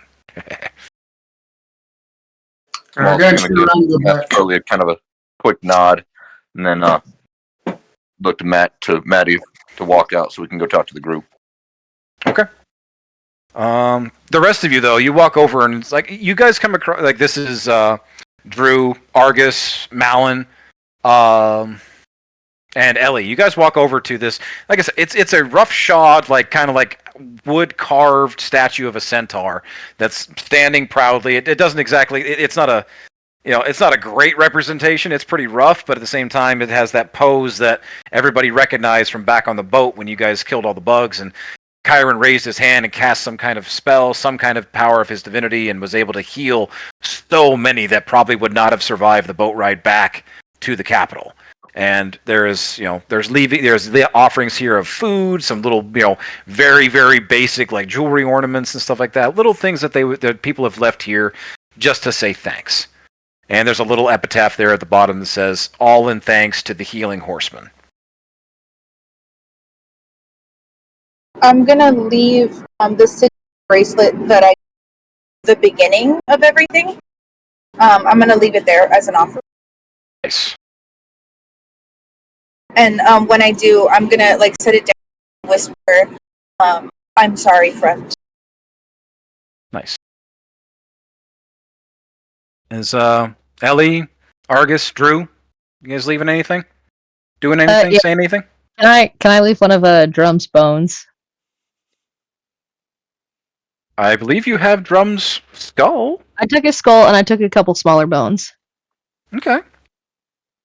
You notice on the back end of this, like you don't remember Chiron ever having a saddle, but for some reason somebody has carved a saddle into this statue of Chiron.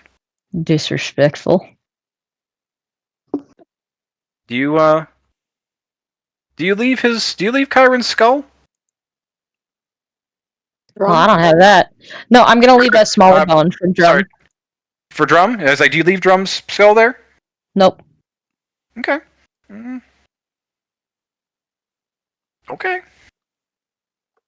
You put the little smaller bones there, and Just so Chiron's not lonely. the little bones begin to shake a little bit, and feels like something's missing. Ellie, are you doing anything?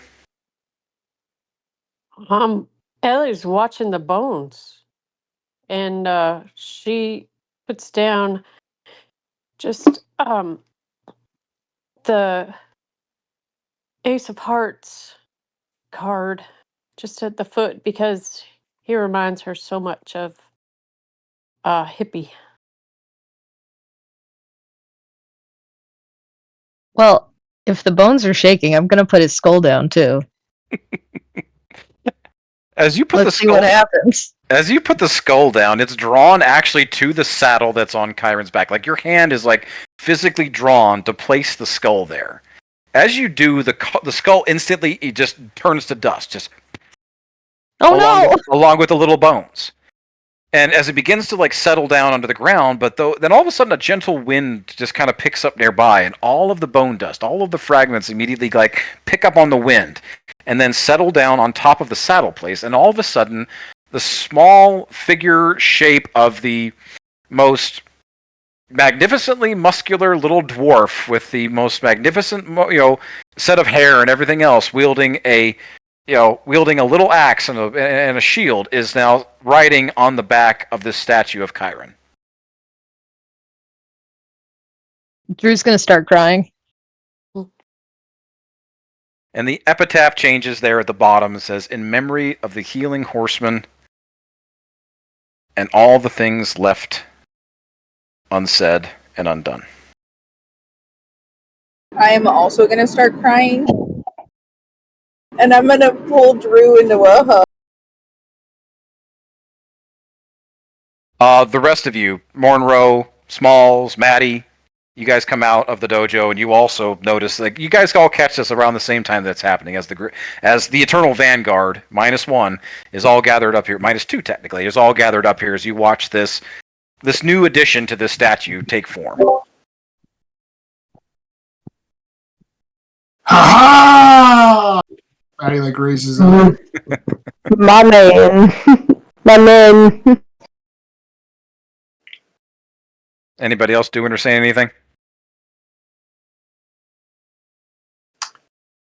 I'm just bringing Smalls over to the rest of the group so that we can have a discussion. Just before you do that, though, all of you feel as if something has changed, as if you've gotten something, and you hear that familiar voice of Chiron. You feel that you all hear that familiar voice of Drum as well, and you hear it it's like a faint whisper in your ear, and it just says, "One last ride." And you can all add an ability to your notes now called The Last Ride.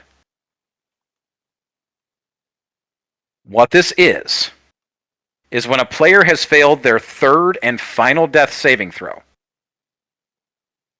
Using The Last Ride, you are permitted now to take one final non-healing action.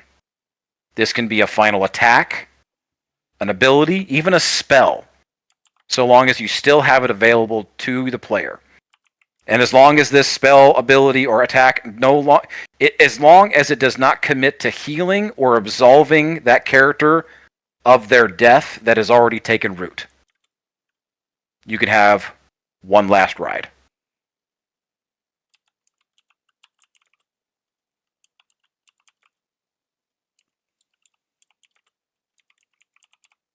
Amazing. Yeah, I don't. Are you able to? So we could type this up, but are you able to give us like the full? Yeah, I'll type it up. I'll type it up and post it. Yeah, I'll type it up and post it in chat later. You guys can put it wherever you want. Hell yeah, that's amazing. All right. And you walk back over. Everybody joins up and I'll turn it back over to you guys. What are you doing?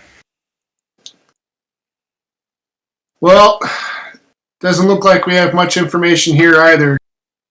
Yeah, he said if we're going to be finding any information about that's going to happen, someone shady. So, Smalls and I were thinking we go ahead and use the soul coin. We'd have to use it this quick. Do you think our previous employers might know something? Angus and Angus. Oh, I thought you were going to talk about Slevin, and I threw up in my mouth. No, our current employer, I guess. But we don't have a job with them, so it's former. Dang. Are we able to communicate to them? I know Smalls that he wants to act. I have.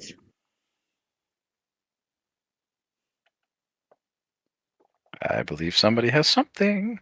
I have a descending stone to talk to Angus. Yes, you do.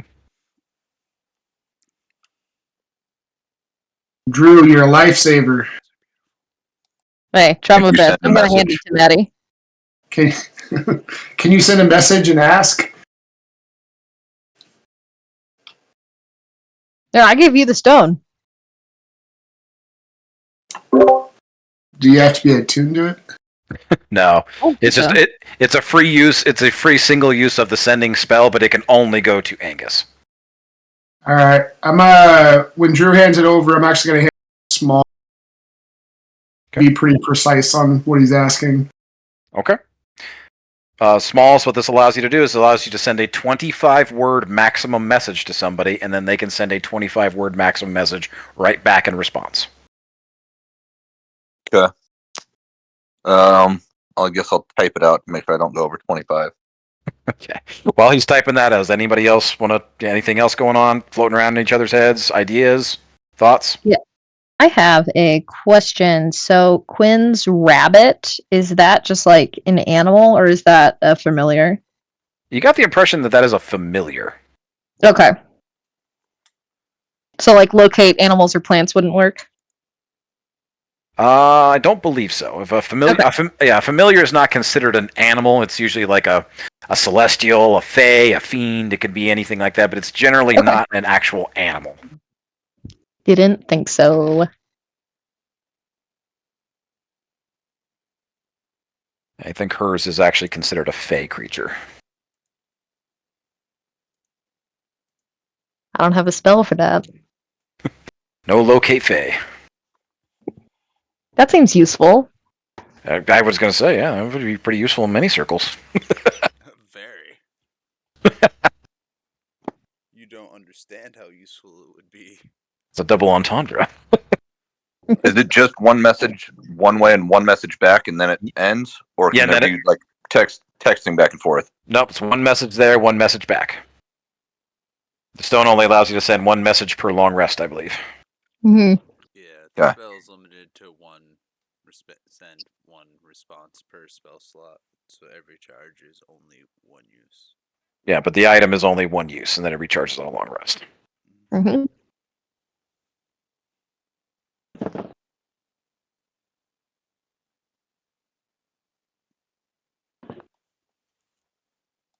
All right, let me double check on.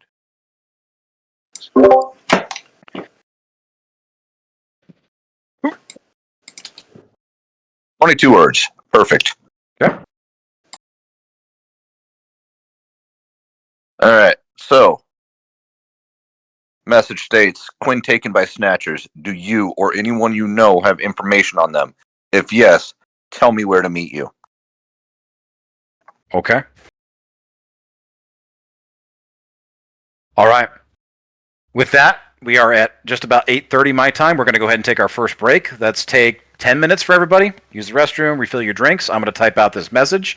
And Smalls, I will send it to you in a Discord message. Sick. Woo! Come back in 10 minutes. God damn it, Morn. Just taking shit.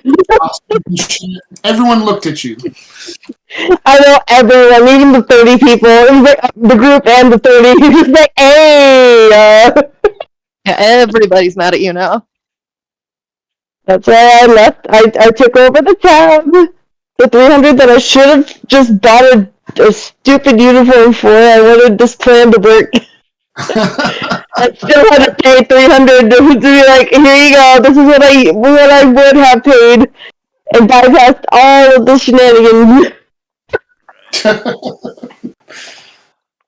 I do need to remember to pick up a smithing toolkit before we leave town, though. Some smithing? Okay. See, what we need to do is like set up a thing to where when Morn has an idea, it immediately like whacks him and says no. A binding tool. This is the Morn's binding In his eye, and we just go no. Little spray bottle. No. Morn's spray bottle. I like that idea. Also, Wales, we are now on G Street. That means you're in Merced? Yeah. Are you close to G Spot? We found it. Yeah. The first joke when we got here. Oh, we found it. When we first moved up here, they were like, "Yeah, we'll meet you on G Street," and I was like, "Oh, we're gonna find the G spot, okay." Well, Small was like, "Yeah, it's a little hard to find sometimes."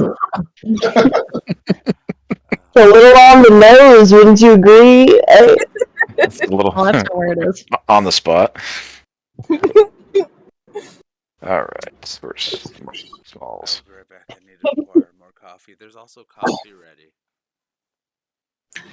You're wonderful. Thank I hope you. it's a good message, Marshall, because Smalls is about to. Yeah. Oh, yeah. I told them about the new coffee. I know. But yeah. Say what, Maddie? I say I hope it's a good message because Yeah, you're a little angry. if this doesn't work, it's either Slevin or the Soul Coin. Ugh, I want to talk to Slevin. I know, but I hate that's that guy. That's about as You far gotta flirt with Slevin some more. I mean, we could also. Okay, hold on. We could also go to the pirate bar that we went to before. But I feel like we would have to tie up and gag Monroe before we went in. I would rather just go to the church and ask them. I think Smalls has like a half hour left in him before the door, so I don't think he's gonna go town. Unfortunately. Okay. Otherwise, what about Mother Snoo Snoo? Oh, Mother Snoo? Forgot about this snoo. If you guys knew where to find her. Yes. Smalls knows where to find her. Just for a call. He never listens to me. Wait, what are we not doing? How are we? I just find it ignoring her funny again? Malin's trying to be the voice of reason for Smalls. We'll see how that works out. From my normal knowledge of how this normally works out, we're gonna end up having to fight something. So happy noises from. There's always a choice. It hasn't failed us yet. It doesn't mean I can't be happy about it as a robot built for war. I can be okay with not using violence, but I get to use what I'm good at. And they're okay with it today. Maybe not tomorrow, but today it's okay. Let's go to war. Let's go to war. War pigs. War pigs. See, and I made we're gonna make a drink. I'll be right friends with back. the War guy. I did the smart thing.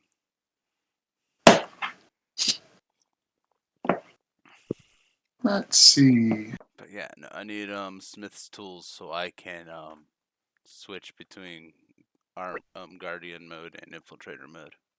It just takes an hour in Smith's tools, so. Smith's tools. Got it. Which I'm also proficient with. I have the money. I just forgot to add it to the shopping things because I thought I had a set, but I do not. I should also. Well, we have to shop more for a Chocobo guy. We got 15 rations to start at least. Oh, yeah, but don't we need better tack for him? Okay, he came with his custom tack that he has initially, but he will need tack further on in the future to mount or ride him. But we have at least a basic like harness to use him with at the moment. Okay. We got like a bridle and everything. Yeah, we have basic gear for him, but we do not have anything that would make him like a riding mount or anything beyond being able to pull a cart right now. I can't imagine riding bareback on a bird. Well, the robot wouldn't care about the comfortability, but that's true. It's a robot. Well, wouldn't you be too heavy? He's a bird. He's got hollow bones. Well, maybe not. Does that fly?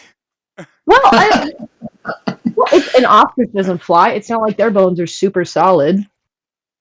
Yeah, but I still don't want to get karate kicked by one, and I could jump on one. I'm also not made out of metal, however. You know, we're gonna teach this Chocobo how to fight. Yeah, I'm sure that's gonna go over real well. He seems like a fighter. I don't know if there's sarcasm in there. I'm just gonna assume. What? Oh yeah. No. Okay, cool, awesome. I've never been sarcastic in my life, actually. You know, sarcasm is one of my most fluent languages as a line cook. I believe it.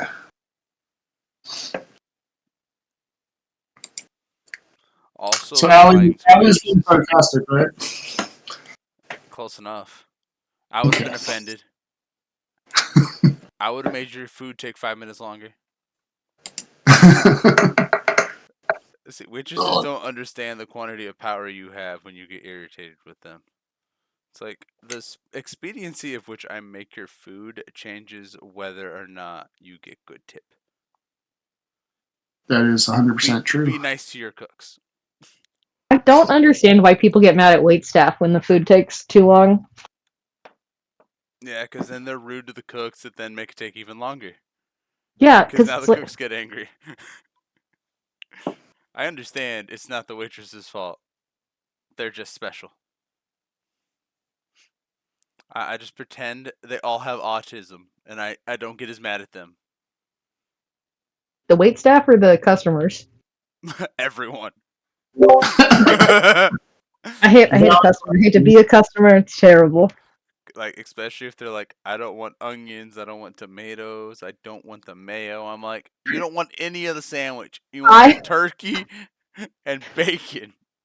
I hate asking for things to be taken off of my food because it's like, well, I already need it gluten free. Like, I'm making this worse. Like, I'm already inconveniencing them. Can I just please go back home? Please. Yeah. See, what you do is you get your friends to go to places where you don't have to do that. There's only like one certified gluten free place close to me. Sounds like we need to start And franchising them. there's still some stuff on the menu that I can't eat for non-gluten reasons. That's fair. It feels like life's just trying to murder you. It's just, I feel like the things that I can't eat, it's like not that bad until you look at the average American diet. Yeah. No gluten, no pork, no walnuts, no pecans. No soy, really. No oats, no potatoes. So what you're telling me is you need to live in, like, northern China. They eat a lot of tofu, though. Do you eat a lot of Vietnamese foods then?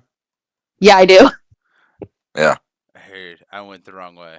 Yeah, Vietnamese and Thai. Yep. But that's the other thing. I don't like a gooey texture. And that a lot of the stuff is very gelatinous and goofy. And I've been trying. We do a lot of like rice noodle salads, and we made homemade pho tonight. Delicious. You'll have to send me the different stuff like that. Yeah, I eat a lot of rice noodles. Yep. I love rice noodles. That is good. I make You can't do potatoes. Can you do sweet potatoes? Yes. So there's sweet potato noodles too. Yeah, those are my favorite. I make a cold noodle salad with those in the summer. And it's really good. Nice. Yeah, we do a lot of different stuff like that. You'd probably be good with Mediterranean foods too, then. Mm-hmm.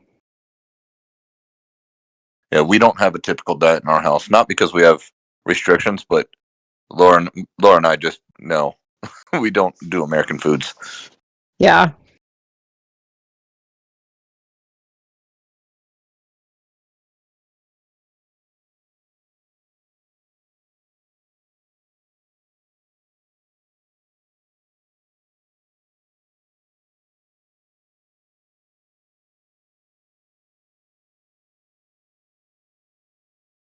There's a lot of like Mexican places that are gluten free now, but not being able to do pork like at all, it makes it so hard.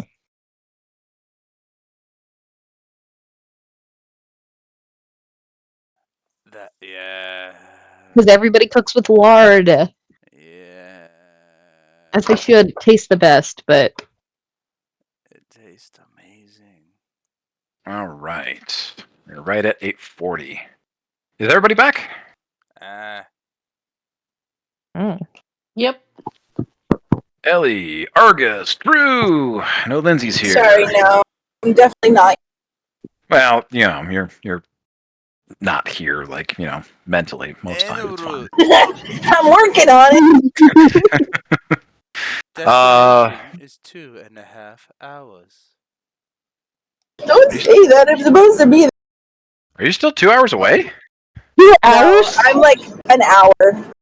Okay. Less than that. 51 minutes is what Google said. Okay. Well, that was. We're getting. I had to stop at one point because I had to pee bad. Yeah, it usually happens. We're getting there. All right. Maddie, Smalls, you guys here? Yeah, I'm here.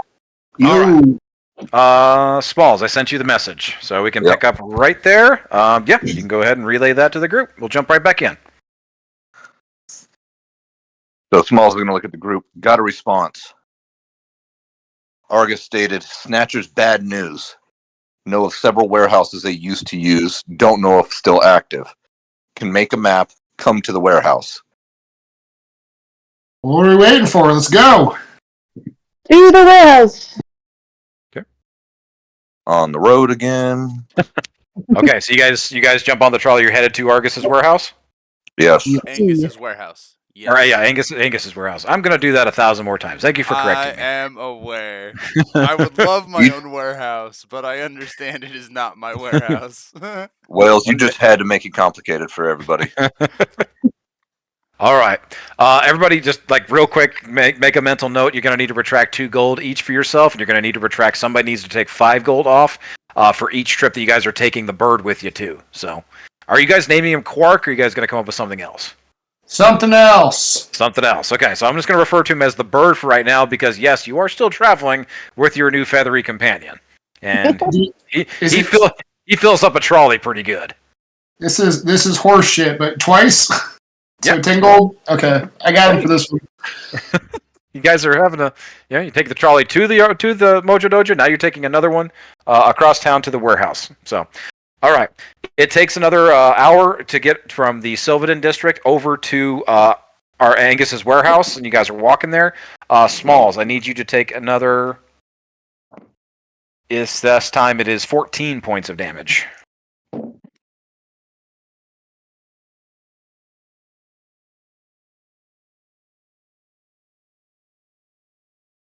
But you guys arrive back to Angus's warehouse. By the way, you guys are like trotting out with this gigantic bird. There are a lot of eyes on you when you're walking around with this thing. Nothing of like anger or disdain or anything like that. People are fascinated by this creature. Marshall, can I do anything to cut some of this damage down, like Stone's Endurance or anything? If you wanted to use your Stone's Endurance, yeah, you could. If anybody wants to use healing spells, healing potions, like you're taking damage, but it's not like you can't reverse it for yourself. You remember that when you took the rings that you got when you guys passed the dojo thing with Quinn and your party, you got a ring that allowed you to bind yourself basically to her to take half of her damage when you chose to. So you are taking half of basically what she is taking right now. Right. No, I got you. I just wasn't sure if I could even use Stone's Endurance or if I just had to take this damage because I wasn't in battle. No, I don't think Stone's Endurance has a battle requirement. You're good if you want to use it. Okay, I'm going to use it on this 14 here. Just a second. And to verify, when we use healing spells out of combat, it is for their full potency, correct? Yes, when outside of combat, it is a full healing spell for a full amount. Awesome. Then I will go ahead and give Smalls a pat on the back and use a Cure Wounds at 2nd level. Yes, which is 2d8, so 17 points of healing. Well, thank you, sir. Gotta keep you up. Smalls is going to look at Argus. I appreciate that. This is getting taxing. Ah, yes. So, too, Quinn's taking this damage. She's If the, taking. Yes. if the ring operates the way that Smalls was told that it does. We gotta find her. Why do you think I have been so concerned? No, I get it. I do. Sorry, I mean the cookie. If this damage is getting taxing on me, I can't imagine what it's doing to her. You guys arrive at Angus and Angus's warehouse, walk in. First things first is like Angus is like in awe of this bird that you've brought in. He immediately like comes over and starts checking it out, raising the wings up, giving up underneath it. He's like finding spots to like scratch the bird, and this thing just like lets out this like adorable like coo thing as he's finding really good scritchum spots. Like Angus is like all about this bird right now. I'm doing the same. It's just with Angus, just petting him and everything, checking him out. Then Maddie, go ahead and make me another animal handling check. If you're using Angus, you can do it at advantage. Smalls, Angus is like waiting for you at one of the tables in the middle of the warehouse there. He's got like a big parchment rolled out. Smalls walks right to that. Okay. 19 for animal handling. Nice. Okay. Yeah, I just say count this as another positive. Yeah, you're kind of helping out Angus, and you're finding all kinds of good scritchum spots, and like just enjoying like messing around with this bird, getting attached. Does Ellie still have speak with animals? No, that only lasts about, I think it's an hour or 10 minutes, something like that. I think it's 10 Okay. minutes. All right. I You was can- say, oh, he likes that. Anyway, It's like you can cast it again if you want to, but okay. I can't. Smalls. Oh, go ahead. No, I was just saying. Smalls walks right over to to Angus and sits down. I appreciate your help. Took the new one, huh? Yeah. That didn't take fucking long. Listen, we never dealt with snatchers back in the day. I can't really fucking say that. We did.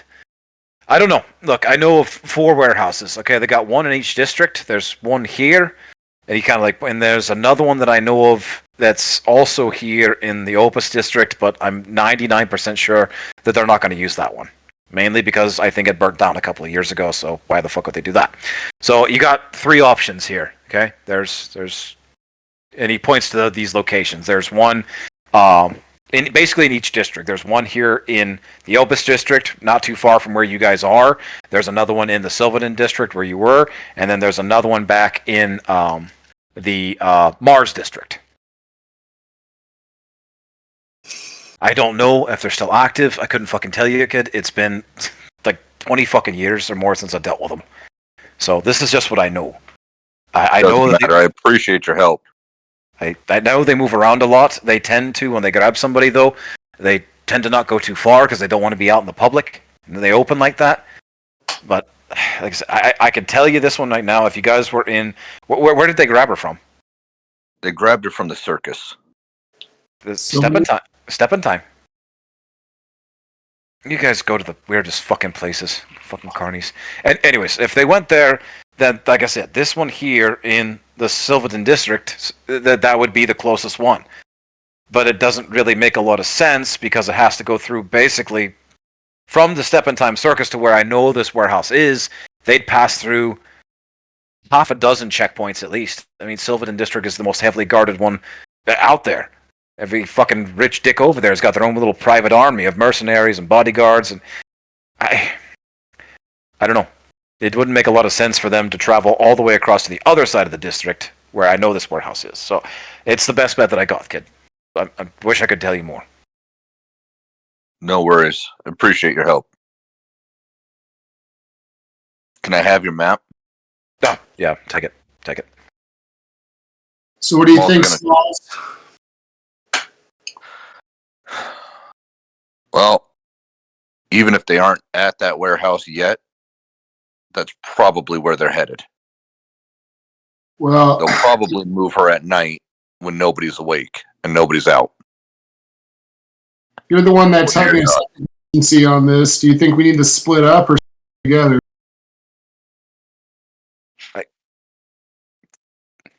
Hey, guys, if you know of anything else that can help narrow this down, or anybody else out there you've worked for, whatever, that could help out, I'd recommend it. Just saying. It's been 20 fucking years since I dealt with these guys. I mean, the chances... I don't want the lassie's life dependent on my fucking word of where I think they might be 20 fucking years ago, alright? I don't want that on my conscience. At least I know that they would stay close to these areas. They would buy out different property or take over things that were vacant, things like that. But they wouldn't stay in the same place for long, but they would eventually circle back to it. They operate weirdly that way. I think the only other kind of nod. Smalls is going to nod, hand the mat to Maddie, and then say, "Give me a minute," and walk off to a corner. I'm going to walk over to Drew and ask what Drew thinks about the situation. Because trying to imply that Slevin might be the person to talk. Let me think of something. Can I take out my journal and write, you know anything about the Snatchers? And I want to hold it up to my blue eye. I'm like, what are you doing? This is interesting. Matt, I don't know if this is going to work, but Slevin took out my eye and gave me this one, and like I know what eyes do. He must be able to see through this one, right?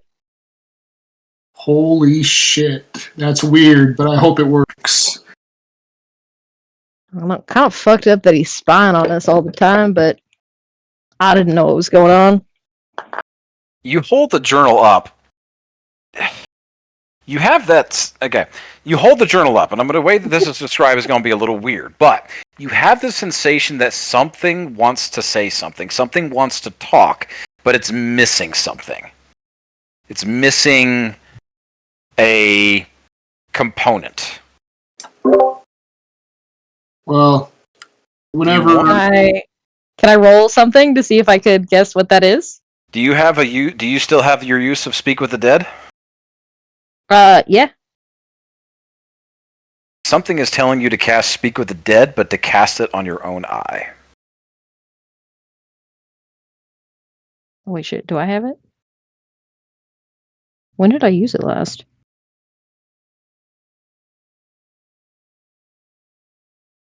Hold on. I feel like I should still have it. While Drew's looking, at the same time, Smalls is going to be over there and saying another prayer to the goddess, asking for help. This time a little bit more desperately. It looks like I don't have it. Okay. So real quick, Drew, I think it's supposed to reset every long rest, so that might be just a problem with your item not resetting. Okay, yeah, that's what it looks like, but... Okay, we'll come back to that in a second. So, Okay. Smalls, go ahead and roll me a D100 again.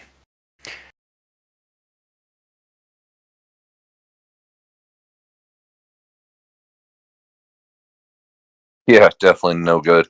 I'm going to inspiration that one. Okay. I'll tell you right now, like this is changing the number that you need to get. Like it's changing each time you try this. But you get above the table, you are like Smalls right now is feeling this, like his connection to this goddess, this deal that he just made. It's very, very new. It's still very much so in its infancy. He's never like been a big prayer guy, so the fact of like reaching out to something like this is completely new to him to begin with. But the fact that he's even able to try and feel like it might do something is an entirely new sensation to him. Okay. There we go, 98. Okay. Fuck. Yeah, a lot better than the 45 I got the first time. Okay. You get the sensation of that you also get the sensation that you're missing something. But you feel like you're drawn to something as well. Ellie, are you still hanging on to Quinn's holy symbol? No, actually, Smalls took it from me. Oh, you did? Yeah, I have it. You have it? Oh, perfect. So you're missing that component, but you remember that you were given that Ellie had handed you the holy symbol, and as you pull it up and you hold it, it is resonating. There's something in this thing that if you get you feel as if there is a connection to Quinn in this holy symbol. It's a part of her. It means so much to her. It is her connection to everything that she believes in and follows. You get the sensation that Quinn is nowhere near you right now, but on a 98 and reaching out as many times as desperately as you're trying, you feel that as if you get close to where she is, that perhaps this might help you pinpoint where she is. Okay. With that knowledge, Smalls is going to walk back towards Maddie and Drew. I don't know how I know, but I know if I bring this near Quinn, it's going to tell me. I just need to get it close to her. Okay. I just don't know where to look. Well, I don't want to freak you out, but I think Drew is on to something. Why the fuck does Drew have a note up to his eyeball? Yeah, hold on. It's about to get good. Smalls, we'll have to have a conversation about this. I don't know how much you know about Slevin. I do have another charge of Speak with the Dead. Okay. So you go ahead and cast that. What exactly are you asking?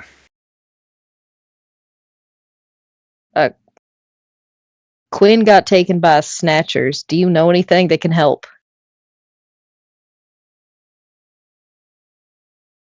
You hear a voice respond back saying simply,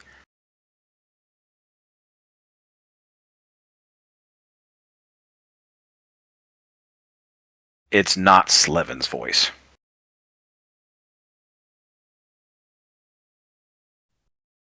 Did you what did it say You cut something? out.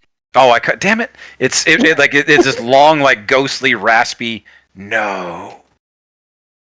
But it is not Slevin's voice. Well, fuck.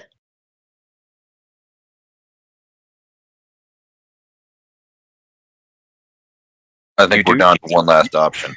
You do recognize the voice, though. Just FYI for later. Okay. Is it Dion? It's Dion. Okay. This bitch is unhelpful. Can I talk like out loud and be like, Slevin, I don't know if you can hear me, but we need some fucking help. I'll do whatever you want, you freak.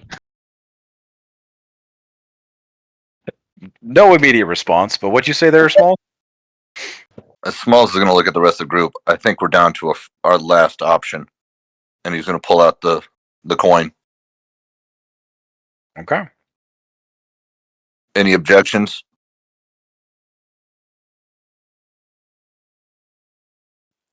Go for it. Your coins to barter with, my friend. Smalls is going to put a small slice on his thumb and put some blood on the coin. Crowley, are you here? I'd say just instinctively you give the coin a bit of a flip, like you're flipping heads or tails. Uh-huh. And as it kind of like comes parallel with your eye level, all of a sudden a hand reaches out and snatches it, and all of you are immediately back in.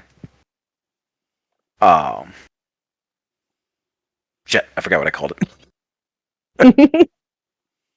Crowley's workshop or whatever. Yeah, Crowley's his bank, the First Infernal Bank of Exchange. And he takes the coin and he goes and he's leaning back against he's leaning back in what kind of looks like this like weird makeshift like chair, and he's now twirling the coins between his fingers. And the three hellhounds, of course, have positioned themselves all around your group, and you guys are back in his emporium. Welcome back. That didn't take too long. Well, unfortunate events. Yeah. I'm looking for information. One of ours was taken, Quinn. And then Smalls goes on to describe Quinn. Do you recall her? Yes, the voluptuous little one. Of course. She was taken by Snatchers. Snatchers. What's it going to cost me? What's it going to cost me to get any info you have? I told you, Smalls. The first one is always free. I guess I'm cashing it then. Have you a map? Smalls is going to pull out the map that he got from Argus. Or not Argus, Angus. Could do it 1,000 more times. Without even he's twirling the coin and he's without even looking at the map, without anything moving out of him other than playing with this coin, a small little infernal burn etches on top of a small warehouse, approximately 3 or 4 blocks away from the one that Angus had originally written on the map.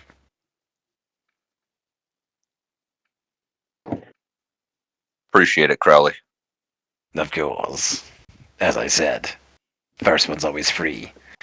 Everything has a cost and its price. And he flicks the coin right back at you. Go ahead and make just a quick dex save. You can see this coming, so advantage. A dex saving throw? Okay. Yeah, it's a DC 10. It's easy. Well, easy enough for you. Oh, it's a good thing I get to do it at advantage. There we go. 18. Okay. And you immediately, instinctively just, catch this coin as it comes flying at your face.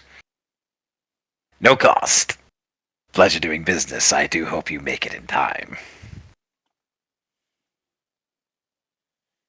With that, I'm assuming that we got kicked right back to the warehouse. As soon as he says that, though, the portal opens up behind you far more easily this time. But it does appear like the dogs are kind of ripping it open at the bottom. He just kind of beckons you guys out. Okay. Do me a favor, Smalls. Tell the What's good up? tell the good father when you find him that our deal still stands. Will I know who the good father is? I'm sure you'll figure it out. Happily then. Thanks for the help. Of course. Good hunting.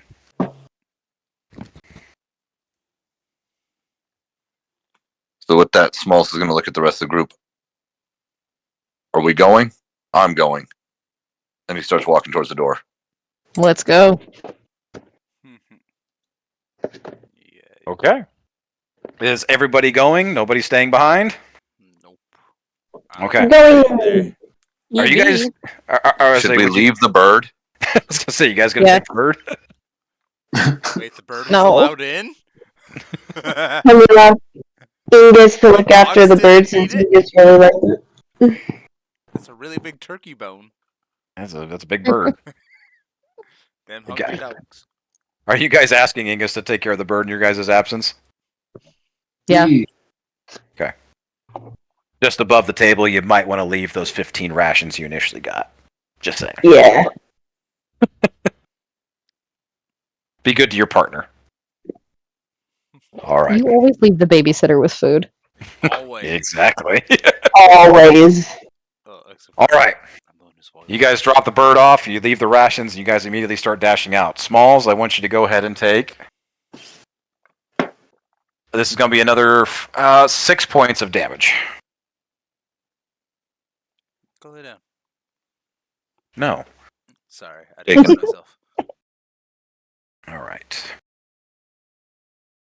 All right. Smalls, you good for the damage?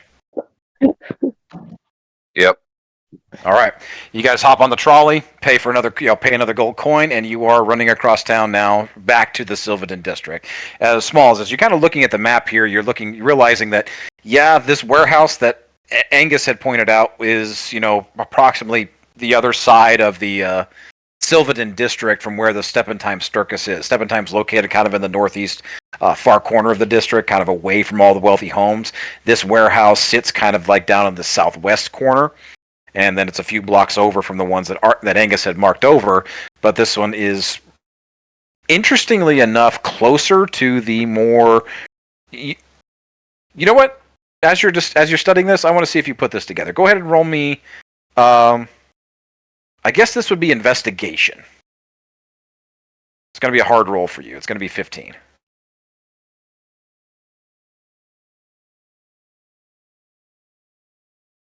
Definitely did not put that together. Okay.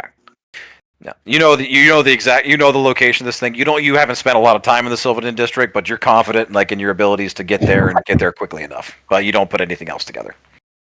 He can, at this point, Smalls doesn't care. He can read a map, he can read streets, and he is trying to get there. Okay. Is any conversations, anything else going on while you guys are on your way over to this thing? Okay. Yeah, I'm gonna go ahead and use another level 1 healing spell on Smalls. That'll be 9 HP. Okay. And I might use my fog as we're going through Sylvaden in some way just to give us a bit of a discretion. Okay. So you're trying to disguise the group as you're making your way through? It's closer to evening at this point, so it's nice. It's getting relatively dark. Yeah. Are you trying to you want to use your fog cloud to kind of mask your approach? Yeah, I'll use my one channel ability just to mask, just to give it act like it's a type of London fog through Sylvaden type look, but give us a better way to just get us to the point we need to go to. Beautiful. I like that. Yeah. How long does it last? Is it concentrated? Let me check. It's not constant. Well, let me see. You know what? For the fun of it, let's say this. I'm going to give everybody an 10 opportunity. minutes. It's what? 10 minutes. 20 Okay. feet in all directions.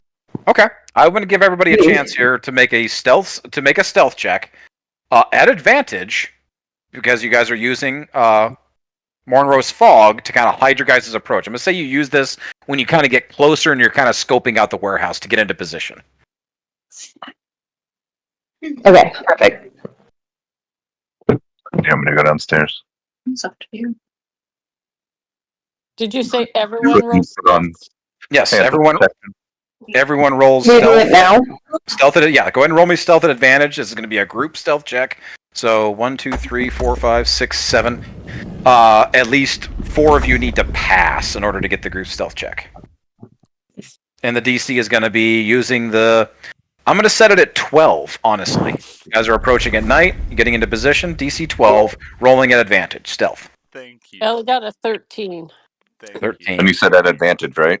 Yes, Yeah, advantage. that's 1 pass. 12. I got Got 12. 3. So I 19. rolled straight because I'm at disadvantage, being Okay. as big as I am. But I hit a 19. Okay, we got 4 passes.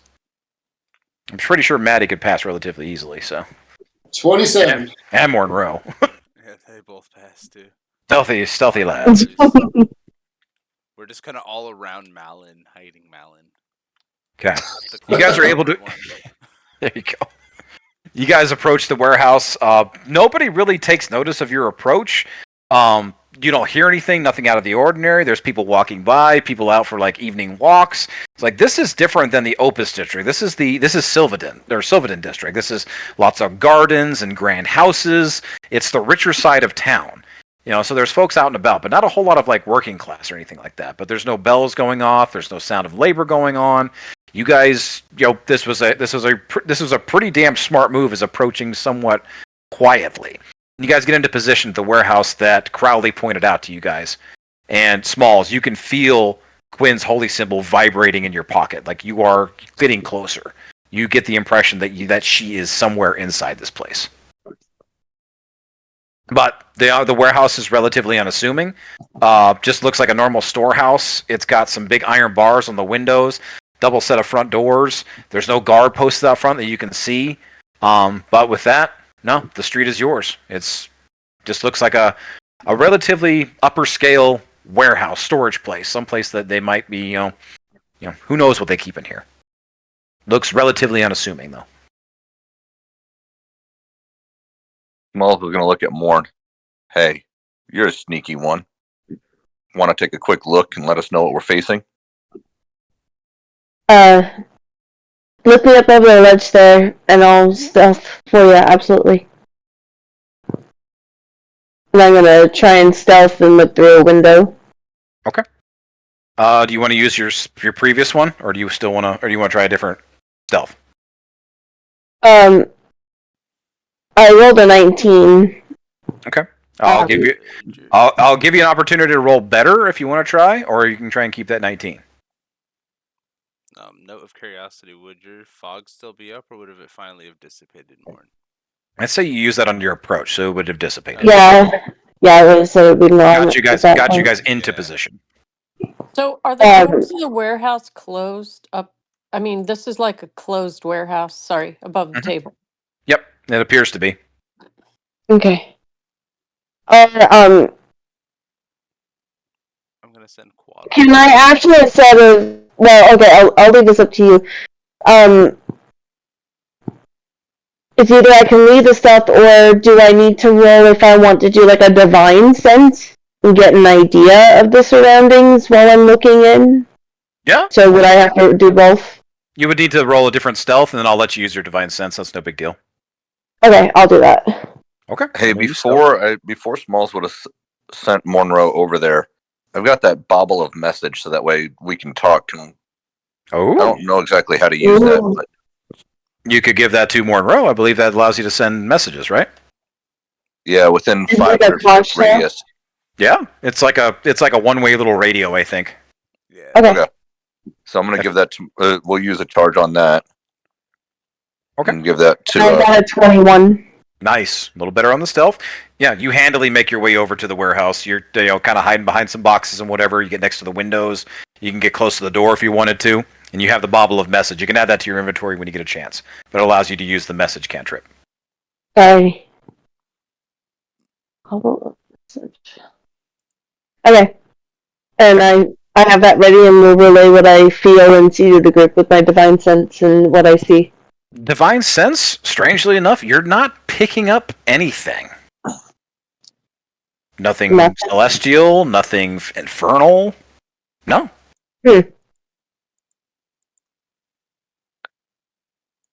Honestly, it feels, for lack of a better word, dead, disconnected.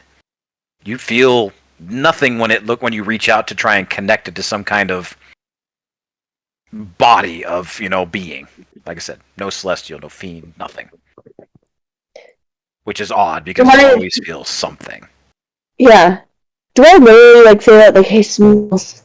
It's literally feeling dead.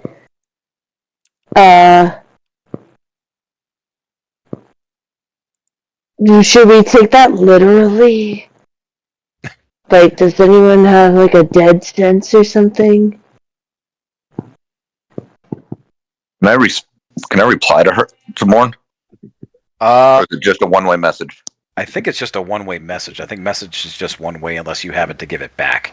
That was what I think we talked about with Drum when we made this thing for him, is like it would be beneficial for you guys to try and purchase more of these. They don't require attunement, but they basically act as like earpieces for you to message back and forth. Got it. So with hearing that message, Smalls is going to look at the group. Morn is saying that it seems almost eerily dead inside. Anybody have dead sense or anything that can sense dead things? No, I've got nothing like that. Should we just sneak in and see then? So at that point, Ellie, Not to be above the table here, but one of your teammates does have something that. yes. Can Ellie step up? Can you hear me? Well, yeah. What do you want to do? Can I cast invisibility Yeah. and walk in? And I have message. So does that work for the whole group? It means you can send a message to somebody, but unless they have message, they can't send it back. All right. Do you think I was going to send it to me because I have the bauble. Do you think I should cast invisibility and go in? Go in, bye. Well, how can I see what's going on? Marshall, is that pendant still vibrating? Oh yeah. Listen, we either get a sense of what's in there, or I'm just going in. If somebody has a way to figure out what's going on in there and give us some sort of heads up, I will pay. I will wait it out for the advantage of everybody. But otherwise, I'm going in. I can go in invisibly and see what's in there and then message and let somebody know what I see. Does that, I mean, I'm just asking. It's like, would you like me to do that? Worth a shot, I suppose. Well, I appreciate it, Ellie. Why don't you see what you can figure out? That way, we at least have an idea of what we're going to walk into. You could also make Quaddle invisible, I believe. There you go. Want me to cast? Fly around in there. Do you want me to just touch Quaddle and let him go that way? Do you have anything like detect magic or anything? I just have I have protection from evil and good, and just protections, but no detections. Gotcha. No D. I also do not have detections. But I could touch Quaddle and Quaddle could be invisible. Do you have any detect abilities?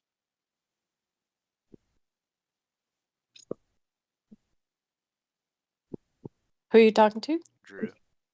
Oh. Yeah, I got Eyes of the Grave. Oh. That sounds. But I don't know how.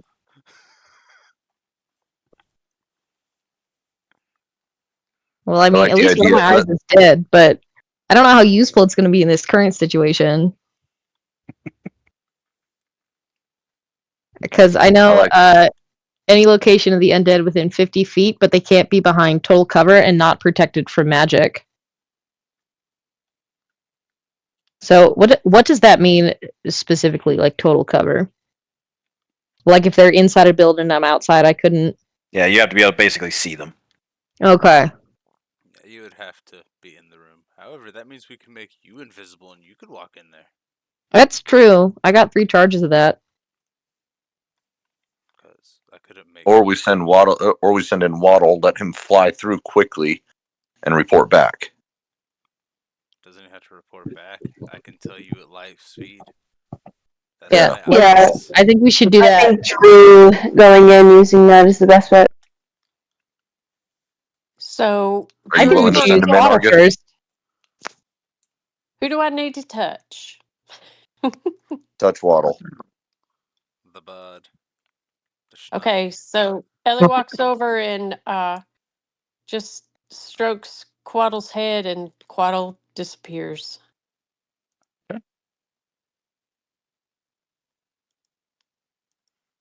Understood. So after that, I assume Quaddle will need to make a stealth check, yes? Yes. Ironically proficient. That's hilarious. Lucky. It's almost like it's meant to be. And it Okay. lasts for an hour. Okay. Is it an advantage since Quaddle's invisible? Oh yeah. Okay. I didn't roll an advantage, I just wanted to verify first. Yep. Invisibility makes stealth checks at advantage, unless something can see you. Alright, you're sending Quaddle over? Yeah. That's a 12 though. So Okay. Even on a 12 outside the building, relatively. The problem is he's not finding a way in. The windows are barred, the glass is locked. As you're looking through Quaddle's eyes, though, you also notice that the glass is kind of reflective, like you cannot see through it or into it.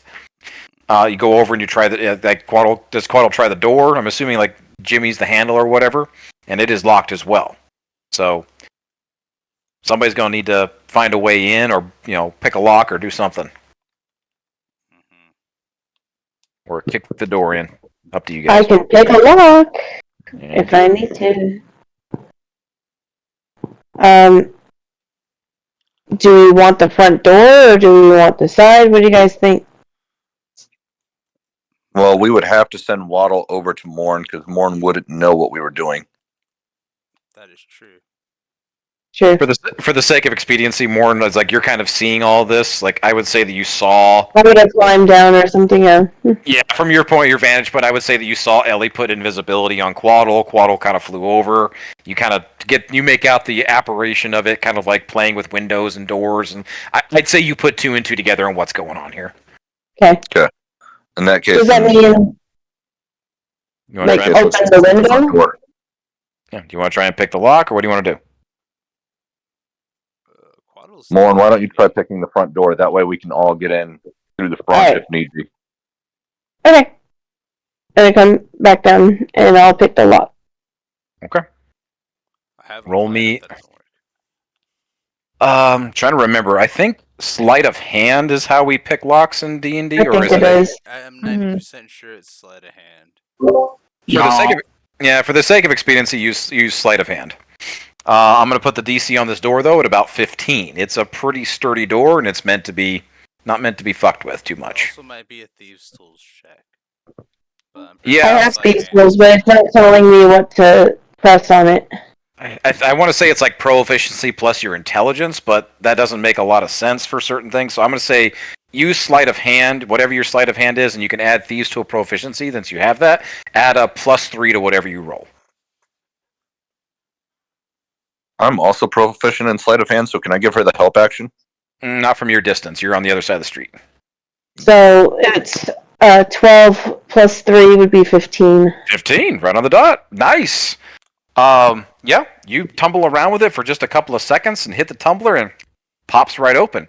The door is incredibly heavy, you notice. Like on the outside it seems to have this strange veneer of wood, but the door itself is like almost like solid iron. It's this big ass heavy door. As you it takes a little bit of strength to kind of like move this thing open. But the hinges are well oiled, doesn't make a whole lot of sound. You get the impression like whoever does open this door, who's using it, doesn't want to make a lot of noise either. Front door's open.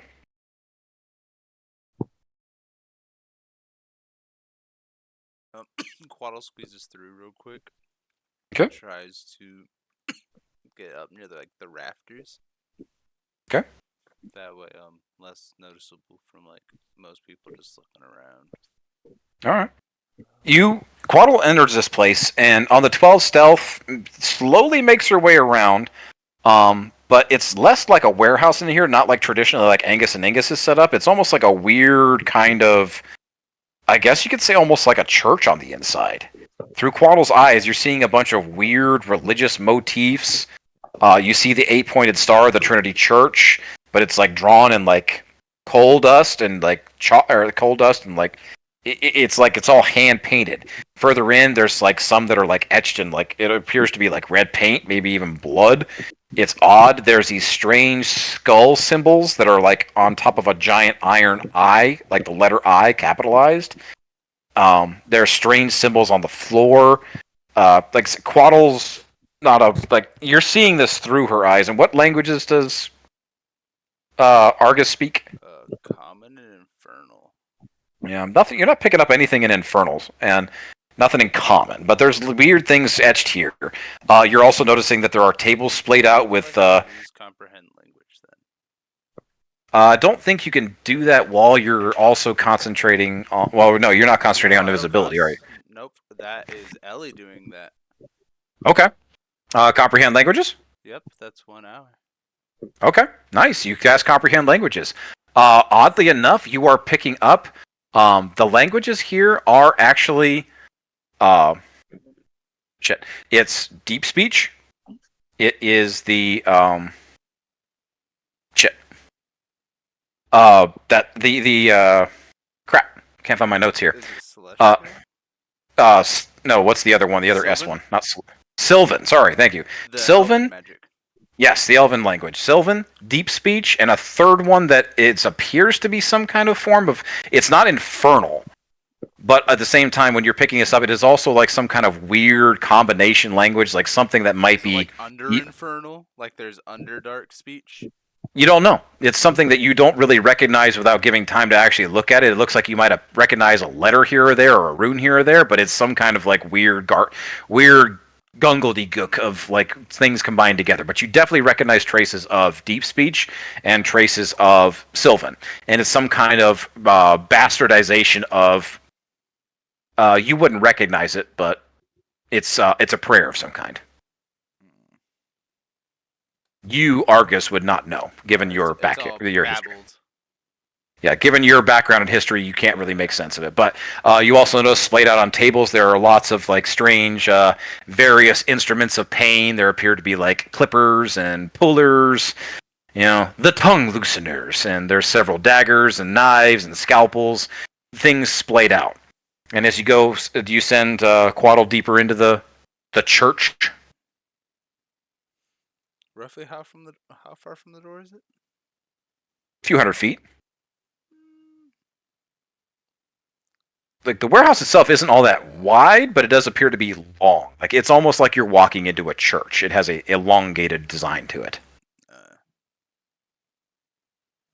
Yeah. Okay. Keeping with the 12. There at the center towards the back end, though, there are several like elevated walkways that you can see here. You see a set of stairs that are actually on the far end of this thing. There's no stairs that you can see sending Quaddle in that lead up directly to the walkways as you first enter. No, they're on the far back end from what you can tell. But there at the center of the room, there is a large circular kind of like, not a platform, but like a centerpiece area. And there at the center of the room is a brown cloaked man with a strange, like, with a friar kind of like haircut, like that bald centerpiece, and he's kind of hunched over a chair. He's hunched over what appears to be somebody in a chair.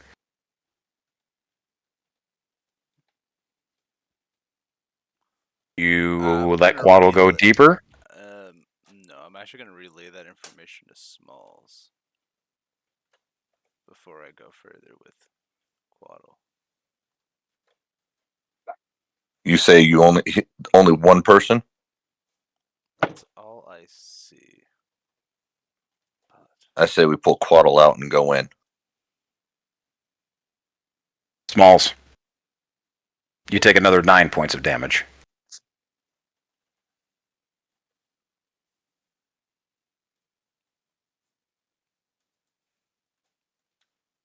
Smalls is gonna let out another groan. Is that person hurting the person in the chair? Can you tell? Would that be an investigation roll on Quaddles? I believe. Yeah, perception, investigation. Perception is what Quaddle's proficient in, so I'll use Yeah, that. I'd say you're just trying to get a good look. Yeah. Is it Quinn? That's a 15 for Quaddle. It's perception. It's Quinn. It is Quinn. And he seems Smalls moves to the door. And just for reference, you move Quaddle around quietly. I rolled really shitty on this, so it's like this is great. Quaddle is still invisible. Quaddle is still hidden. He's pulling her fingernails out. So, as Smalls is moving towards the door. He's on his way. Pushes that door. I'm gonna have Quaddle actually use a sting attack on the Friar guy. Okay. As soon as Can I hit Smalls with a Cure Wounds before we run in there? Yeah, topping him I'm off. good right now. Save it right now. I'm You good sure? right now. Okay. Okay. Everybody going? Go time. Yeah, save it for now. I'm gonna sneak through the back just to have a back line. Also, since Quaddle's invisible, would it be an advantage? It would. Okay. Monroe, you said you're going to try and sneak in the back? No, I'm just gonna sneak, like, I'm gonna be in the back of the party and also have my bobble. That way I can be at the door. Okay. For now. Go ahead and roll me one more sneak before next part. Okay. Because you're moving into the building now and you're making a sneak check in a new environment. Nat 20. Yet you are a fucking ghost. Like you kind of give Smalls a little like tap on the shoulder. I guess it would be like the small of his back, because given your height, like hey, I'll be in here. Y'all hit me up if you need me, type thing. And boom, you fucking vanished. you are a fly on the fucking wall somewhere. Perfect. On that, given if something, depending on how this goes down, I will let you have a specific choice of location on where you would like to be set up. Well, we'll get to that if and when it comes. Nice. Is anybody like you guys have about like 10 seconds before Smalls crashes this fucking door and you all go charging in here? Is anybody doing any kind of prep? Like I give you guys an opportunity. You got you got 30 seconds here. Yes, Ellie's going to put on the armor of Agathis. Okay. Give yourself I'm 5 gonna take the Hellfire Dagger from Small. Try. Okay. Small hand. We'll let it up. We'll let it go willingly. I'm gonna cut a blood boon though. Okay, got a blood boon on you. Nice. I already rolled at the advantage for the attack. As soon as Smalls crashes that door, Quaddle's going to sting. The roll was 19 on the attack. Okay. As soon as you guys crash that door, and as soon as anything else, I'm trying to remember what I have to roll for a blood boon. Smalls. You would roll your damage, I think, Smalls. Right, but I'm trying to. Is it just 1d6 or what do I roll? I'm trying to remember. Yeah, it's 1d6. Yeah, it's like you take 1d6 of necrotic damage for yourself. What's up, Drew? Can I cast Bless on Smalls? Yeah, I think you're like a level 1 bless hits 3 people. Who all do you want to bless? I will. Oh, it is 3 people. I will do Smalls, Maddie, and Argus. Okay. You all get HP right now. bless is 1d4 to your. Yeah. Different. Understood. Wrong one. Maddie's getting pumped. Let's go. All right. Going once. Going twice. Smalls crashes the door. Quaddle, you send Argus, you send Quaddle in like darting like a fucking arrow to try and get this guy in the back. As soon as he does, though, about 15 feet out, he hits a brick wall, and he almost like crumbles up onto himself, and just kind of falls to the floor, just flat.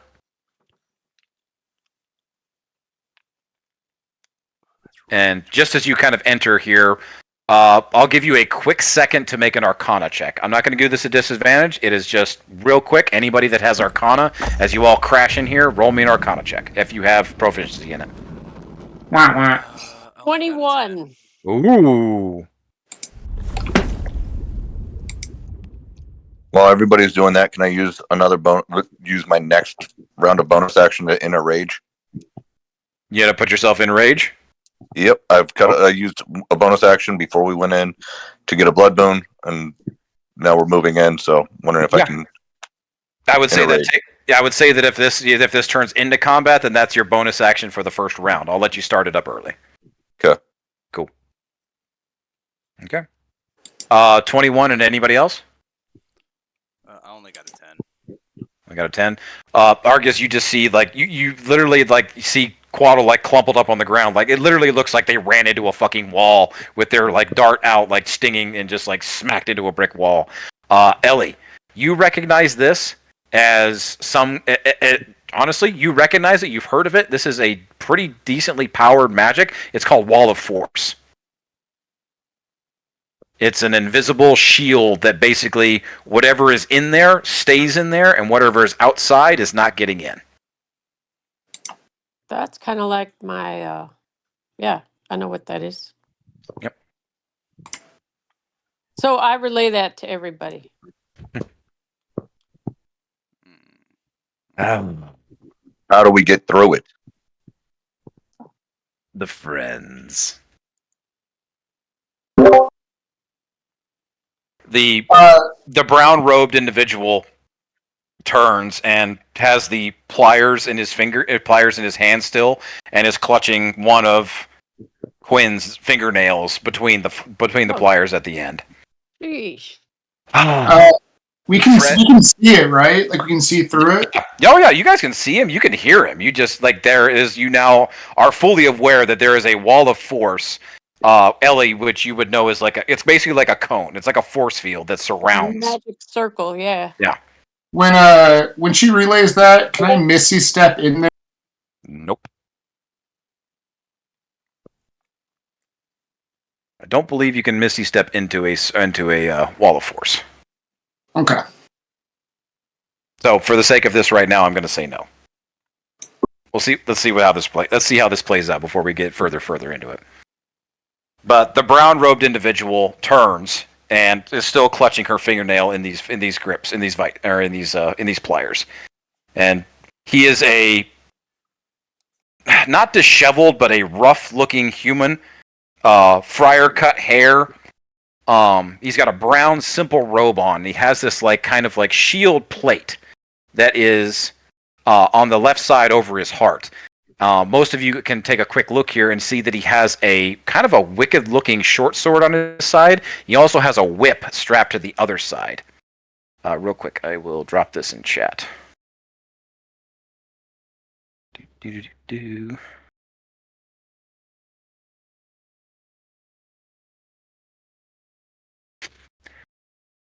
I always said that the friends of witches will reveal themselves if given the opportunity. Why hunt in the open when the heathens will deliver themselves unto the fire? You cannot help but be drawn like a moth to the flame. Welcome, friends of witches. Who do I have? Flame, huh? Why don't you step out from behind that wall and we'll see who welcomes who to flame. No. I am doing my works. I am committed to my holy purpose here. This little heathen whore deserves her purge. And he grabs her by the tuft of the hair and jerks her head up. See, she was already once mine. Well, ours already. Do you not see? And he pulls back the top of her hair. She is disheveled and bloody, and she's been having a rough fucking day. But you all notice that there is a brand at the center of her head. An old brand of an 8-pointed star. It's not new. Oh, no.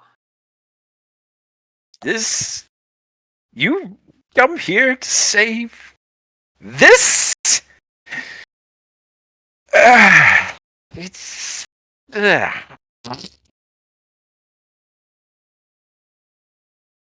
Smalls is just gonna look at him. Let her go.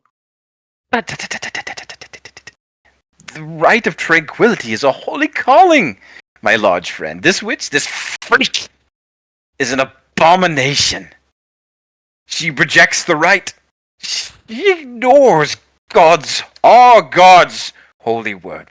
Therefore, I will purge the corruption by any means necessary. Brushes Smalls, her. knowing that there's a wall, is gonna take a swing at this invisible wall in the middle of this guy's monologue. He's pissed. He's tired of listening to him. Bam! Your axe like echoes throughout the entire warehouse. It does. Sadly, it does nothing to this thing. And you're just like you hit it once, bam! You hit it again once. You hit it 3 times, nothing. It is unflinching. And the priest continues on with these like little shaky fingers, and he like brushes her cheek gently with the tips of his fingers, moves her hair, and whispers, "My knives are sharp to the purpose." Can somebody bring this thing down? And Ellie, just from where she's standing, yells, "You hypocrite! You are using magic to keep her from us. You hypocrite! Bring down your magic." If I were to try to use dissonant whispers on him, would that work? Because I know I just have to have a visual of him. You are welcome to try. Okay. So in order for it to work, he has to make a wisdom save. As soon as you go to do it, it's verbal and somatic and everything, right? It's verbal. Verbal? Mm-hmm. And what level? It's level 1, right? Yes. Yeah. You are instantly counterspelled. Like you feel a quick pain in the back of your head, like, and your spell is gone. Mm. All of a sudden, 3 individuals make themselves visible on the upper catwalk. 3 robed individuals, similar to how he is robed, but much more basic. 1 robe is red, 1 robe is blue, 1 robe is green. And all 3 of them have that same brand at the center of their head. That 8-pointed star. You, and then the priest at the center, he continues on. You unholy wretches have been led into temptation and the very damnation of your souls. Just be gone from this place. Forget you ever knew this heathen, and I will forget that I ever saw you.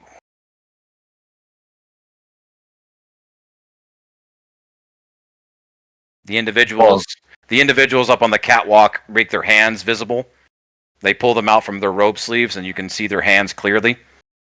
They're about 30 feet up, each one of them. Smalls is gonna look at the one behind the wall. Fuck you. He's gonna grab one of his javelins and just throw it at the guy standing up at one of the other 3. Okay. Which one are you throwing at? Fucking pick. He's gonna go for the one in the middle. The one in the middle. Okay. All right. Roll me an attack. 15 to hit. 15.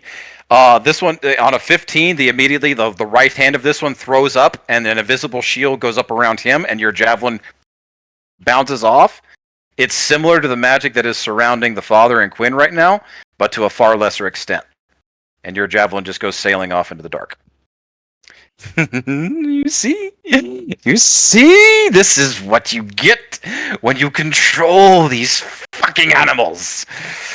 When you put them in their place and direct them how the gods dictated they should have been in the first place. Do you want to fight? You fucking barbarian? Do you want to save your little witch? Last chance. Leave!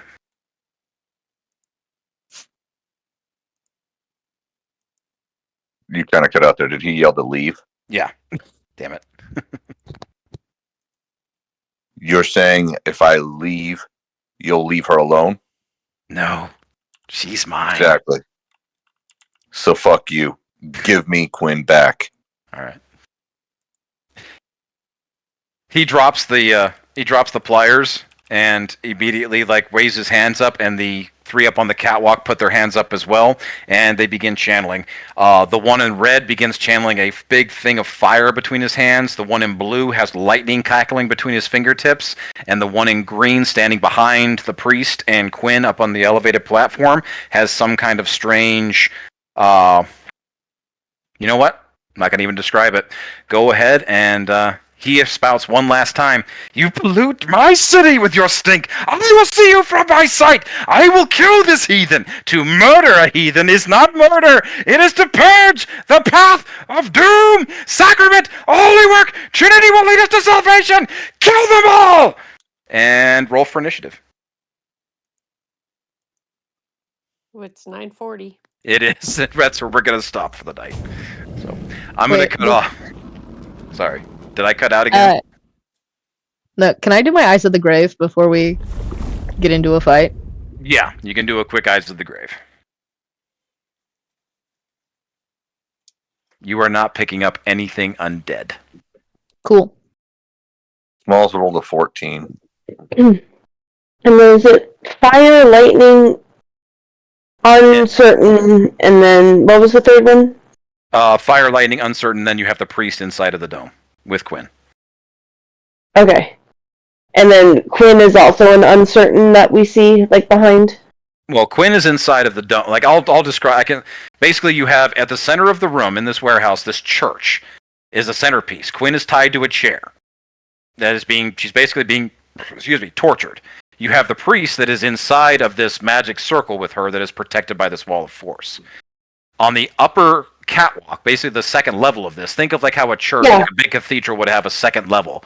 You have three individuals, one on the left, one on the right, and then one on a walkway in between that is above the priest and Quinn.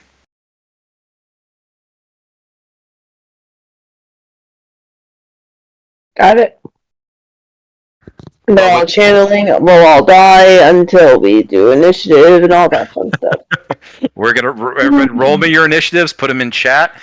This is basically where we're gonna. Sorry, I a sudden stop here, but this is where we're gonna cut off the session. We will pick up next session with this fight.